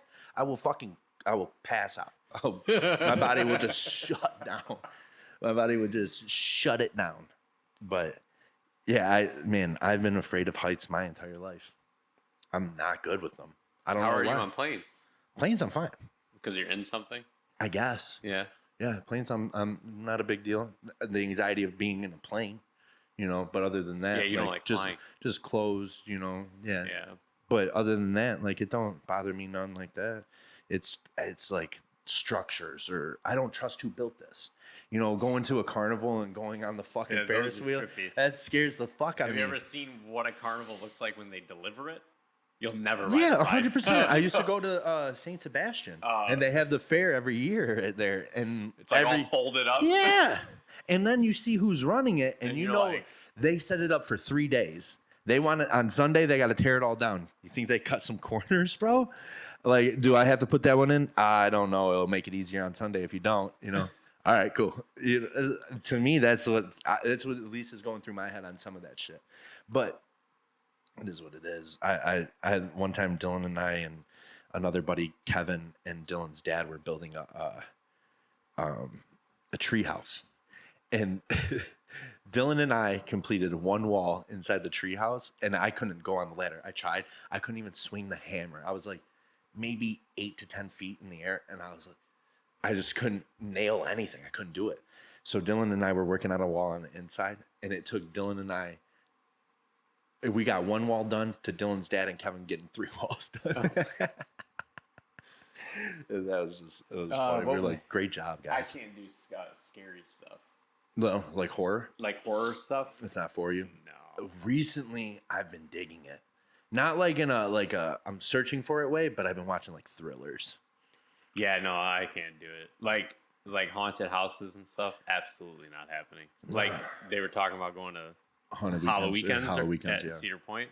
There's like sections there that are called scare zones where like once you enter them, like something can pop out. It's like super pitch black. I don't know how they make it black, but it's like pitch black, but you're outside. You're walking through the park still. Like you're walking through normal park stuff. But then like people are allowed to scare you and come out and jump at you and stuff. And I remember one year we went to Hollow Weekends and I was like, I'm looking at the map. I'm like, how the fuck do I get around this thing? Cause like one of the, I don't know how it is now, but when I went, if you wanted to go to these rides, you had to walk through. Oh, the scare zone? That's hilarious. I don't know why. I think it was just because whenever I was a kid, I'd never liked it. Bro, so I can tell you why I didn't like them growing up. When I was like 5 years old or 6 years old, I went over to my buddy's house at the time, and his dad watched it with us. And I didn't like clowns to begin with, and now there's this murderous clown that kills children. Dude, you remember when those clowns were popping up everywhere? Yes, dude. 2016, what a year that was. Pokemon Go came out that year, too. Yeah. I was working at the strip club that year. That was a gnarly year, dude. People just fucking dressed up as clowns, standing places. Like, I was like, man, this is a sure way. I'm surprised nobody got killed. I'm so surprised nobody got killed. So surprised. I'm so surprised more bad people didn't adapt to that because, dude, there was like reports of them in my neighborhood. Yeah, there was some like down the street from us. Yeah. I'm like, what are we doing? You know, like, easy, go get the fucking gat, bro. What's going on? Like, could you imagine seeing that like on your Ring doorbell or something? Like just a clown knocking on your door? I would come outside with my gun. I would too. Brandish. I would brandish. Yeah, I'd call the police and be like, you could brandish your standing ground on your home. That's completely legal. Inside or outside? We're not castle doctrine. You can't shoot somebody outside of your house. We're a stand your ground state. So if your life is feeling threatened, you can brandish. Yeah. Damn. I'm like 90% sure. I mean, I believe you because that's like castle doctrine, right? No, like castle Texas is a castle doctrine house. Your whole perimeter of your house. Yeah. No, we're a stand your ground. Okay. So if you get in a conflict on the road and you feel your life is threatened, you can draw. You don't have to shoot. I'm almost positive. I mean, that's a way better rule than the ones where you have to shoot. Hang on, Jamie's gonna look it up, aka me. Dina goes, "Who the fuck is Jamie?" Because she doesn't listen to Joe Rogan, and I was like, "It's Joe Rogan's like co-host who like always Googles things when they're just to kill time." I watched him on Flagrant 2 podcast with Andrew Schultz. They just redid their thing, and they have it like a talk show now. It's crazy, and one of the guys was bringing stuff up, and Joe was like, "This is ridiculous." And the guy's like, "How the fuck does Jamie do this so fast?" So we're a castle doctrine and a stand your ground state. So no way. Michigan has a castle doctrine that allows you to protect yourself and others from being harmed by another person on your property. But Michigan is also a stand your ground state. That means anyone who feels their life is in danger can act with deadly force as long as they are somewhere they have a legal right to be. That means you could be at home, your business, a gas station, or walking on a public road. But that's different than brandishing, isn't it? I mean, stand your ground is that you can do it in public. Yes. Right. But brandishing is me pulling out a gun and pointing it at you. Okay. Because we're an open carry state. I can have a rifle on my back. I know, but that's on your back. It doesn't have to be like a certain point away from firing. Let me see. Like 3 points away from firing. What is technical? Because do you remember those two retards? And I'm sorry, I love people. Anyway, they were dumb as fuck to think this way, but they open carried into the Dearborn police station. Oh, do you remember that video? If you're not familiar with that, hold on. If you're not familiar with that video, YouTube open carry inside Dearborn police station. and watch that video. That was fucking nuts, and I cannot believe those two are alive. So there's brandishing and then defensive display. Okay. So there's two different ways that happens, which is, I'm going to tell you right now because I want to be sure. So displaying a firearm. Hang on.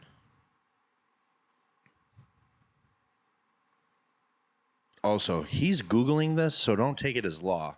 Yeah, I'm just Googling. We are not a legal podcast. No, we I'm do far not. From it. We do not advocate for you pointing your gun at people. Do not do that.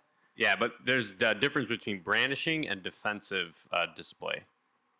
So I could see how that is. Like, yeah. Well, if I'm making laws, I would rather somebody take it out and scare the fuck out of somebody that doesn't have one before having to point and shoot, right? Yeah.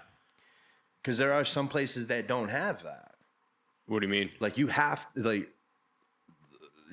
fire. If you're pulling your gun, you have to fire. Yeah, you have to fire.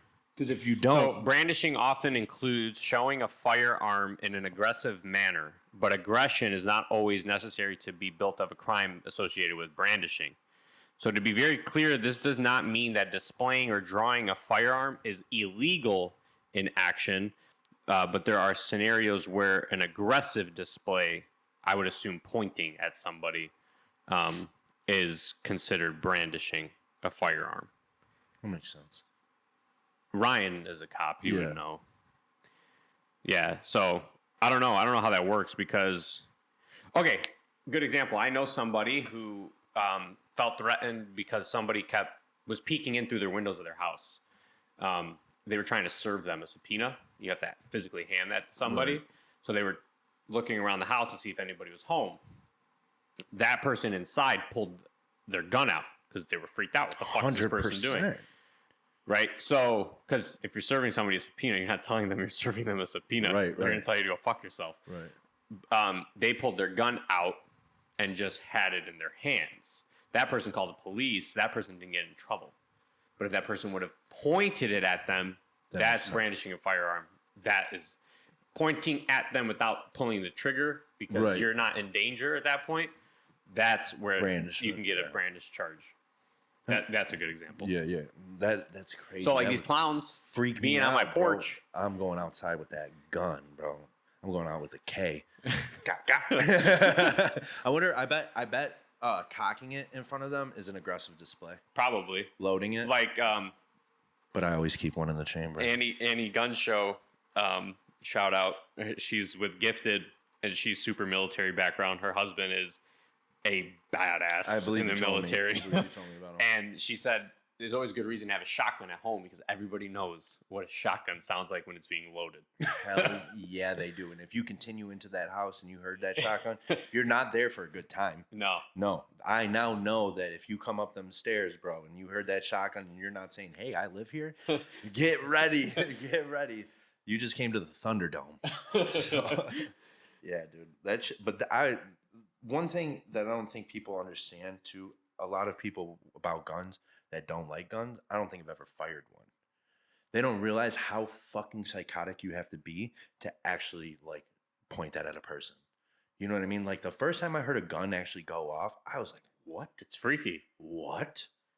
To confidently point that at somebody and take their life, you are a psychopath. You're not of any political side. You are a fucking, unless you're being threatened, obviously, but you have to really threaten somebody for me to like be like, oh shit, I'm about to have to stop this threat, right? Yeah. They don't ever tell you. They like, vernacular is important too. You can't say you're gonna kill somebody. You're stopping a threat. Yeah. There's a thought process. Neutralizing. They say neutralizing. Ooh, that's a good word. Not stopping. That's a good word. You are neutralizing your threat. Easy's uncle taught us stopping a threat, which is the same shit. He was probably like, these two are too dumb to say neutralize. But no, it's always blown me away that people that don't like them, they really don't have any idea. And if there was really a gun problem, bro, there'd be real problems because there's more guns than people in the United States. We are what was it? We're the biggest armed militia in the world. Yeah. Bro, one time that's one of the main reasons why people don't attack the U.S. 100%. It was a Japanese or Chinese commander said if you attack the U.S., there's a gun behind every blade of grass. So that would be the dumbest thing you can do is attack the United States. But one time Obama spoke about like banning guns, and the next day or that day that it happened, Americans bought enough guns to arm the military. Every time there's a push for gun control whatever, there's a spike in sales. They said Obama was the best gun salesman in the world because every time he spoke, there'd be like an increase in gun sales, which is crazy, but I mean, it's the real deal. I know I mentioned this and I probably did it emotionally, so it probably didn't go as well, but it blows me away that the same side politically, right, that wants to take guns away also want to defund the police and only leave guns to the police. But you don't trust the police. So how are you protecting yourself? With your fucking bong? You know what I mean? Like, what are we doing? That I had that conversation with at the cigar bar. Yeah. He started talking about guns. What did he say? He said one of the biggest paradigm shifts in humanity was the American Constitution. Without a fucking doubt. Because he said that was the first time. That was the first time a government was developed to serve people, not the other way around. Yeah, a lot of people forget that the rules, and that's why he was saying he's like, listen, we complain about guns and everything, whatever, but he's like, you have the right to have a gun to protect yourself against the government, not that was the idea of having a gun 100%. Back in the day, and he said he's like. That was the huge shift of there's no more kings and queens telling you, yes, you're allowed to do something. Because once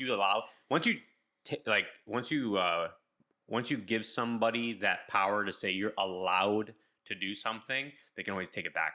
Right. And then that's what the American Constitution was. It was, no, y'all work for us, not the other way around. Right. Like you guys are doing the things we want, and you're just the people keeping that organized at this point. And that's like, it ain't like that anymore. But. No, people want government doing a lot for them now, and they don't realize what they're allowing. The government will never give a freedom back. Once it's gone, it's gone. Have you traveled lately? No. You still got to take your fucking shoes off when you get on a plane. It was one time, and now you got to think that they're like X-ray machines and shit can see through. So I pay for that clear shit. It's like a speed TSA line. Okay, yeah. They don't make me take my shoes off. No, they wouldn't. But they do a background check. I do a background check. Yeah, they don't fuck around. And then if you do pre-check, you have to go get interviewed at a government facility. Right. They're wondering who the fuck you are. Yeah. So there's hoops to jump through. Yeah. But one shoe bomb created that. Yeah. And now what was that, 10, 12 years ago? And now everybody's still taking their fucking shoes off before they get in the plane. I heard flying is a nightmare right now. Delays, cancellations. Yeah. The Armed is going to Poland, and they're like stuck in France right now. I saw that, which is fucked because of cancellations and shit. Like it's because I think what's happened, there's not enough stewardess that flights are being canceled because this flight got delayed and that crew needs to be on this flight. Right. And that's what's making all these delays happen. I believe that. You're leaving soon, right? Yeah, I got so much shit going on. It's crazy. That's why I've made the decision I'm not going back to school this semester. Yeah. I can't. I wouldn't be able to swing it. Well, you got September wedding out of town. Yep. You got October wedding out of town. Yep. And then I got another September wedding in town, but I got to do all that. I'm going to be moving. I'm going to be looking for a spot to go. Yeah. So it's just too much right now to want to go and study. I just know I would be setting myself up for failure. And it's not that I'm moving away from the idea of it by any means. That's still my goal. I'm still not after everything that happened, the one good thing without a doubt that happened from everything, right? Getting sick, is that I've realized there's no timeline. Right? I was 29 years old when all that shit happened to me. If you believe in a timeline, 29-year-olds shouldn't have that. Yeah. Right. So it just proved to me even more that like there's no timeline. And like I started thinking 40 to 70 is 30 years. 70 to 100 is 30 years. I've lived 30 years, right? I still have so much more to live. There's no timeline. You don't have to give up, dude. So like what happens if I finally hit at 35? Now I get to live the rest of the time that's way more than 35 years, hopefully, right? Of happiness or success or whatever. Yeah. So like it's like you think the guy that's 50 years old and finally makes it is mad? No. He might be mad that it didn't happen earlier, but now he's living life. He's got 20, 30 years. The rest of it, chill. Exactly. Yeah, that's a good way to think about it too. It really brought me back because all these things, all these aspirations that I had got put on hold like quick. And it was like, I could be so depressed about all this. I could be so depressed about all this. But instead, I'm choosing to realize that like there's just so much more. Yeah, I think people get depressed on that kind of stuff though is by comparison. Without a doubt. Yeah. Without a doubt. If I compared myself to my close circle, I would be fucking pissed. It's you, Dill, Sal, Easy's gonna be a doctor. Like what? If I were to compare it in that aspect of that, right? But then we could compare other things. You guys can't roll a blunt like me, which isn't shit, right? In views, but that's not how we all communicate with each other. 100%. None of you think of me like that. No. No. And vice versa. Right. Yeah. I celebrate all of my friends' successes. That's the best feeling for me is when my friends succeed.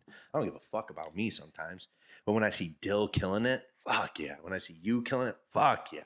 Sal's on his way right now. He hit me with a text yesterday that was like, fuck yeah, Sal. And then like, I'm not going to say it, but it was a financial text. And I was like, damn, hell yeah. Like keep that shit up. That's sick as fuck. And Sal's young. Look at his past where he's from now. Mm-hmm. He is every bit of a success in his eyes, right? Of course, as he should be. And now look at how much life he has to live with that. What if he would have given up? No, you're right. Right. And I saw a guy the other day. He's like 55-ish. He's good friends with my dad, and I saw him at the gym. He's in shape, whatever. And the guy I was with said something to him like, "Oh, I'm old" or whatever. And then the guy looked at him and goes, he's like, "I'm 55 years old, and my life just started getting fun." And the guy is happier than happy. He's worked countless hours and whatever, and now he's at a point where he's like, my life just started. Right. And I was like, damn, like you have a kid, like your kid's in his 20s now, like, and you're like, my life is starting now, today. Dude, perspective. Yeah. It's so important. And social media is giving us a very bad perspective. Social media is giving us the perspective of you follow the 26-year-old who is a millionaire on YouTube and you think you should be like that. Right. And you're 30. And you're 30. Still trying to juggle school, work in retail. But you are you're saying, man, must be nice. Right. Knowing you don't work as hard. That's the one that kills people. Is like when you realize that, like my job is brainless. I love my job because it's brainless right now. I got my brainless job so that I could go back to school and focus on school. Yeah. Well, my brainless job is actually really fun. It pays me well. I get benefits. I get a retirement. It's pretty fucking sick. It's a good gig. So I'm not that depressed pushing school away. I'm not thinking like, oh, I'm fucking behind. See, I don't like that. I don't like the behind talk. I know, but that is a real thing. No, I know, but I'm saying for you. Oh, no. I'm saying I don't feel that. Yeah, like I hate the timeline thing. I know, but it's big for me. It's huge to get caught up into, right? Without a doubt. Like thinking like I'm at this age, I should be X, I should be Y, I should be Z. Like I should be at these things by these certain ages. Like I think that I hate that. I know, and it's always been a problem for me. It has been until really getting sick. Yeah. It was, and I shouldn't say a problem, but it was always in the back of my mind. I was always thinking about shit like that, right? Like, where should I be? Where could I be if I would have just done this? Or if I would have just done that? If I would have just stuck with this? Like, I was making great money working at Legends as a strip club bouncer. making fucking ridiculous money, coming home every night with $400 to $500 in cash, getting a paycheck every 2 weeks still that they didn't tax what you brought home at all. Wow. So the goal was to be a doorman. And I wasn't big enough or old enough necessarily to be a doorman at the time, but they were making like $800 to $1,000 a night in cash. Just tips? No, because they sold booths. Oh, and they got a commission on it? They would get a cut or the whole booth. Wow. Yeah, dude. They treated people right. I was making so much money. I could have stayed there and lived off of that money. Legit career money. Yeah. And I think, but you just said they treated the employee right. Yeah, somewhat. That's why I quit. Because it was they knew how to keep people, but like they weren't like personable people. You know, it was almost like, shut up, you know what you're making, right? Just do what I say. You're making this much money, just do what I say. Because I needed Sundays off. Kept scheduling me Sunday. Like, bro, I fucking need Sundays off. I had another thing going on. And like completely lost it because of that. And then I had all this anxiety working there because it was bright lights, fucking drugs, this, that, and the other. Like sex worker shit is a weird nightlife. And I'm not sleeping real hours. I'm working at night. You know what I mean? Yeah. It was a lot for my mental. So I just fucking quit. And I'm like, fuck this. I'm leaving. Like, I can't do this no more. It's not worth the money. It's not worth the stress. It's not worth this anxiety. It's fucked. And like, that's when I made the decision that money will never control me. I will forever be about happiness. Forever. Because then I was making good money when I was an extractor. And I'm so glad that that's not happening anymore. I was so stressed, so anxious because it was all on me in a very unfair way, if you ask me. They might not think that way, and they might be like, that's why we needed to go separate ways. We need somebody that could do more. But to me, it didn't seem fair. So now that I've like got it in my head that this doesn't seem fair, it was a drag to go to work. Yeah. You just regretted every day you went there. Yeah. And that's when it started becoming a drag. And then, you know, I started slacking a little bit, no doubt about it, you know. And then they said me slacking caused this. And it didn't. Now, whether they were just trying to stay alive because the market has slowed down, like it's crazy different, right? So be it. If they wanted to blame me, so be it. I honestly have no hard feelings for these guys at all. It was a business move 100%. I know because my boss at the time was basically crying. We were both crying because I loved them. You know, I still wish nothing for the best for all of them. They're still doing it. And like, it just sucked, you know, because like whether it was my fault or not, it sucked because it was an illegal thing, right? So we were on a personal level with that. Like it's way different. If you've ever worked in an illegal black market type thing, this is a homie. That's the only reason why he's there.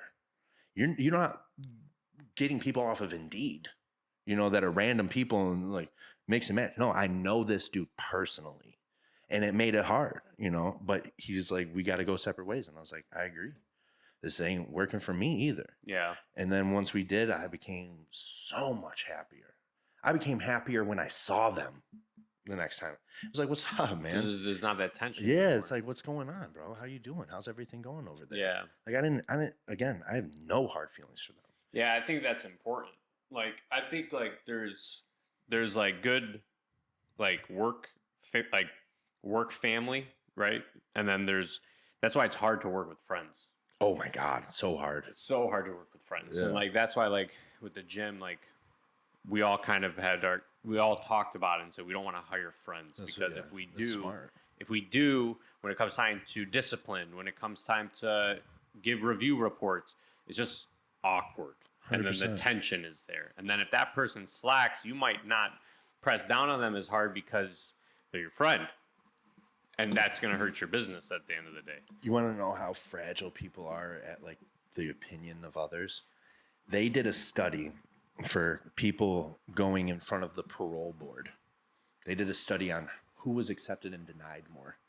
There are more denials before lunch on Monday than there ever will be after lunch on Friday. That's how finicky people are. My opinion of you on Monday could be different before lunch could be different on Friday after lunch because I'm on my way out. You're good, bro. That was a great story you just told me. I'm your parole officer.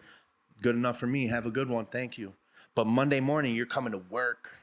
It's Monday. I'm coming to work. So then you give me this, and I'm like, denied. But that's how finicky people are. If you know you got to talk to somebody, talk to customer service, if you can schedule that. Do that on Friday. For after their lunch, you get way better results. That's crazy. Isn't it? And it's real. It's real. Crazy. And if you can, you know it's real because you're able to go, man, probably, right? Like I probably do that. But people will be like, no way. I'm the same Monday as I am Friday afternoon. You know what I mean though? And it's because they're not a lick of honesty with themselves. Like I'm way different when I smoke. Way different. People will be like, oh, I'm the same person through and through when I do. You know, shut the fuck up, bro. Like, no, you're not. The slightest thing, like playing favorites. I'm a human, bro. When I say don't take your shirt off in the gym, it's fucking weird. When Sally does it, I love it. Sally, I love it, bro. Stop being mad at me for that one. But it's like, I'm allowed to play favorites. I'm allowed to. I'm a fucking human. I have closer friends than others. I have friends, acquaintances, and fucking family. You know what I mean? I have people that I would die for so they could have another breath on this earth. Then I have people that I love seeing. I would love to go out to eat with them, see them. Hey, have a good one. You'll be invited to my wedding if I have one. Then there's people that I see at the gym that's just deuces and keep it fucking moving. I'm not going to be mean to you, but this ain't it, you know? But people think that they have to be like friendly with everybody or be who people pleaser. Yeah, that shit. And I did that for a long time because I was insecure as fuck. When I was fat and overweight, I didn't want you to make fun of me. So you were nice to everybody. Yes. Or I was the funny kid. So that you were distracting. Or I would just be self-deprecating because if I already knew it, you have no power over me. Mm-hmm. So like you calling yourself fat. Yes. Or like, you know, doing the whatever, the truffle shuffle, right? Or like, you know, just shit that like I didn't probably fucked me up mentally, but because they were laughing with me, right, it made me feel better. Yeah. But I can now take a step back and recognize these things and why I do some of these things. Like why I project, why I rant. A lot of this shit is just insecurities I'm afraid to see in myself. Good point. Right? I mean, but I only see that because I'm honest with myself. And because I'm honest with myself, it doesn't cause me stress as to why I'm thinking this way. Oh, it feels good. I can be honest. A like feels good. Something blows up, that probably feels better. I had never had anything blow up like that, but it would probably feel fucking great. The support I got when I was in the hospital felt awesome. Right? Cannot lie to yourself. How many of those people have checked up on you? He said it, not me. But give me a percent. A percent of how many people did or checked up on me? Yeah. After, I probably had anywhere from, no lie, at least 800 people reach out to me. At least 800 people. Maybe 2. I'm not kidding. Jordan Houghton has been riding with me since I got in the hospital. That's why I'll always ride with him. Nicest fucking guy. I actually just met him finally in person. He looked great. He was at RTB.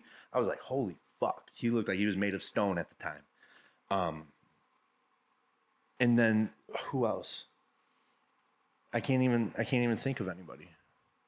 And now I apologize if I forgot that. No, obviously some. Yeah, of course, but I'm trying to make a point. No, I know. Yeah. And even though a lot of people, it wasn't really even like, oh, like, how are you doing? It was, we started talking, hey, how is everything going still?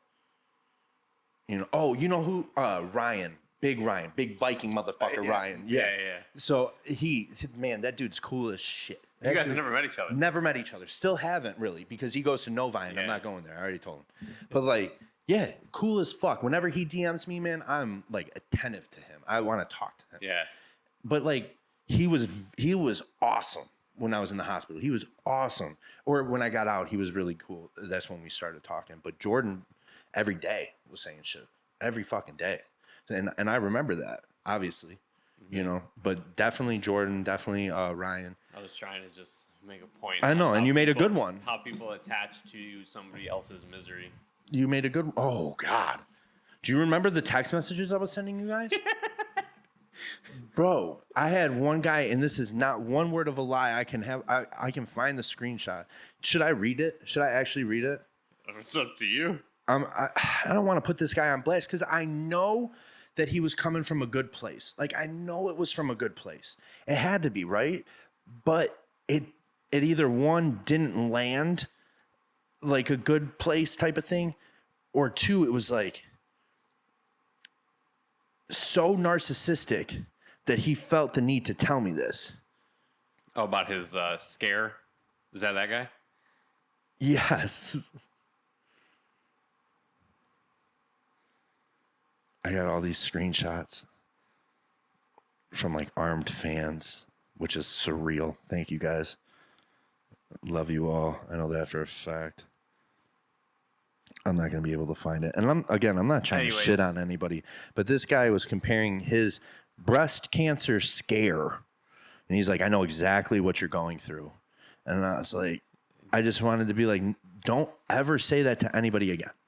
Please don't ever say that to anybody again. That was a crazy That was so nuts. Like, when somebody's feeling like dealing with trauma, don't try to relate. I promise you, they don't care. They don't care about the time that you almost had the same shit going on. Yeah.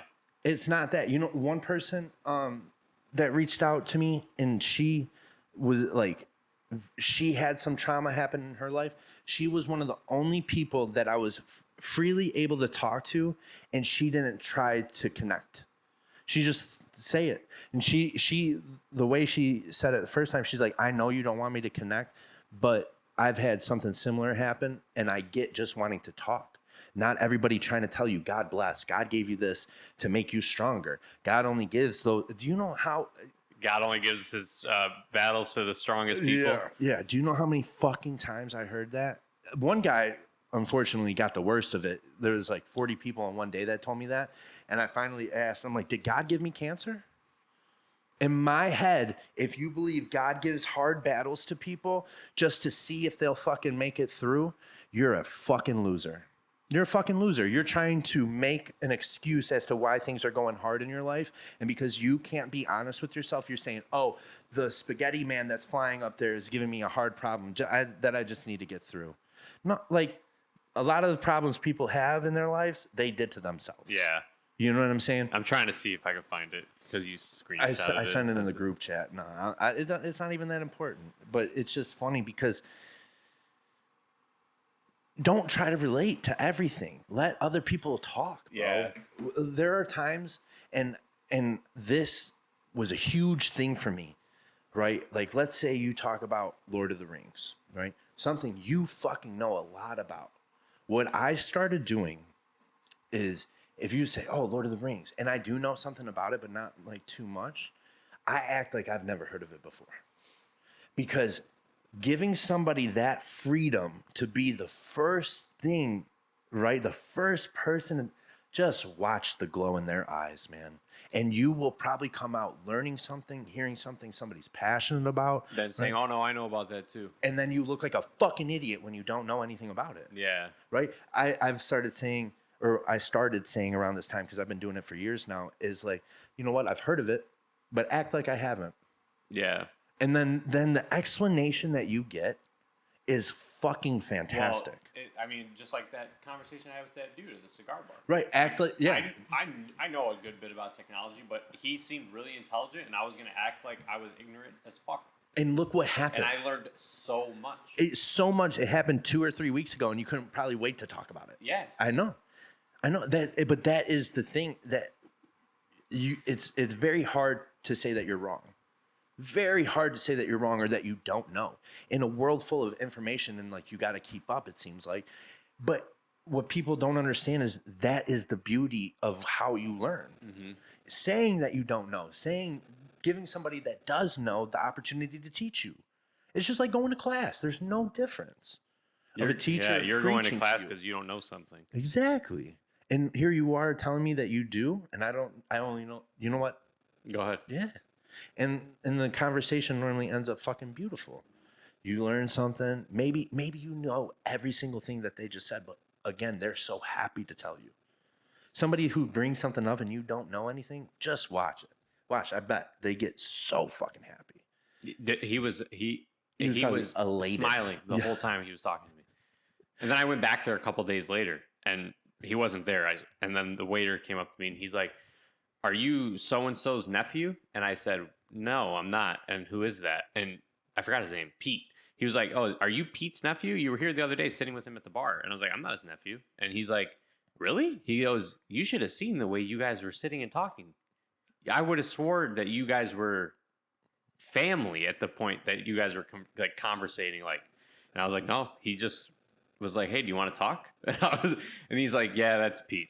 So that's awesome. That's so dope. Have you ever sat randomly with somebody eating that was alone too? No, I've done it only a couple of times. If I eat somewhere by myself, I sit at the bar. That's fair. So you kind of have conversation. Talk with the bartender. Talk with the guy next to me. Whatever. So similar. Yeah, I guess. But like I never really sit at a table by myself. I've done it a couple of times at Fairlane Mall. Like going because they're food court. I'll be like, "Is anybody sitting right here?" And they're like, "Nah. Do you mind if I do?" Nah. And like some of those conversations are very good. I've had the reason why I stopped is the last one was awkward. Oh. Yeah. And it was just like, okay, like you have a good one. Thanks for letting me sit down. Like we said 2 words to each other. Yeah. He just let me sit. Like, because I sit like they have, 2 tables against it. So he sits there, I'll sit there type of thing. But there was one conversation I had and like they were asking me why I was eating what I was eating, right? And it just turned into a conversation. And I'm like, boy, did you ask the wrong person? You know what I mean? And like in my head. But they probably left with some information and because they were like, wow, awesome. I think it's cool to see like what kind of like potential networking can come out of that kind of stuff. Oh, yeah. Like I was sitting the other day, I smoke cigars a lot. And I was sitting the other day at the cigar bar by myself at a table, and I was just working and whatever. This guy walks up to me, and he's like, "Have we met before?" And I was like, "No, we haven't." But I'm like, "I'm Dominic." He's like, "Dominic what?" And I was like, "Kuza." And he's like, "Now I know you." And I was like, "Okay." And he's like, "You're a lot of my friends have been coached by you." Mm. Dude's like in a full suit, like pop. They were there for it was the midterm election or the primary election day. Okay. They were all there sitting. He's in politics for sure, like just by what they were talking about. And he comes up, talks to me, and whatever. And he's like, so we get to talking, right? And then he's like, so-and-so. He's like, "Oh, where's your home gym?" I was like, "Oh no, my business is completely online." He's like, "Oh, I didn't know that." Like whatever. And I said, "Yeah, but we're opening a gym. We're opening a storefront, like a place." He's like, "Where's it going to be?" And then I told him where it was going to be. That conversation led to, "Hey, I know the developer of this condo complex, and they need to offer a gym. They don't have a gym partner for this complex, and I'm going to get you in touch with so-and-so and blah, blah, blah." And I was like, man, like I was just sitting here chilling. And I think you're more approachable when you go to eat by yourself, when you go at a bar by yourself, when you are by yourself, you're more approachable for that kind of stuff to happen. Because if I was with somebody, that guy probably would never have said anything to me. Because he would be like, "I'm not going to interrupt whatever they have going on." Because maybe they're having a serious conversation. I'm not going to interrupt that. Yeah, of course. Gotcha. So like it was, it's just better. Yeah. No, it's better for inspiring conversation. Yeah. Oh, man. All right. Fuck. This was a long one. Yeah. Appreciate you guys sticking with us and. It was only a week. I know. How many people asked you, "Where's our episode?" Only 1 or 2 regular listeners. Yeah. And one that was new to me that I just found out. Oh. Yeah. Well, thanks, guys. We'll be back next week.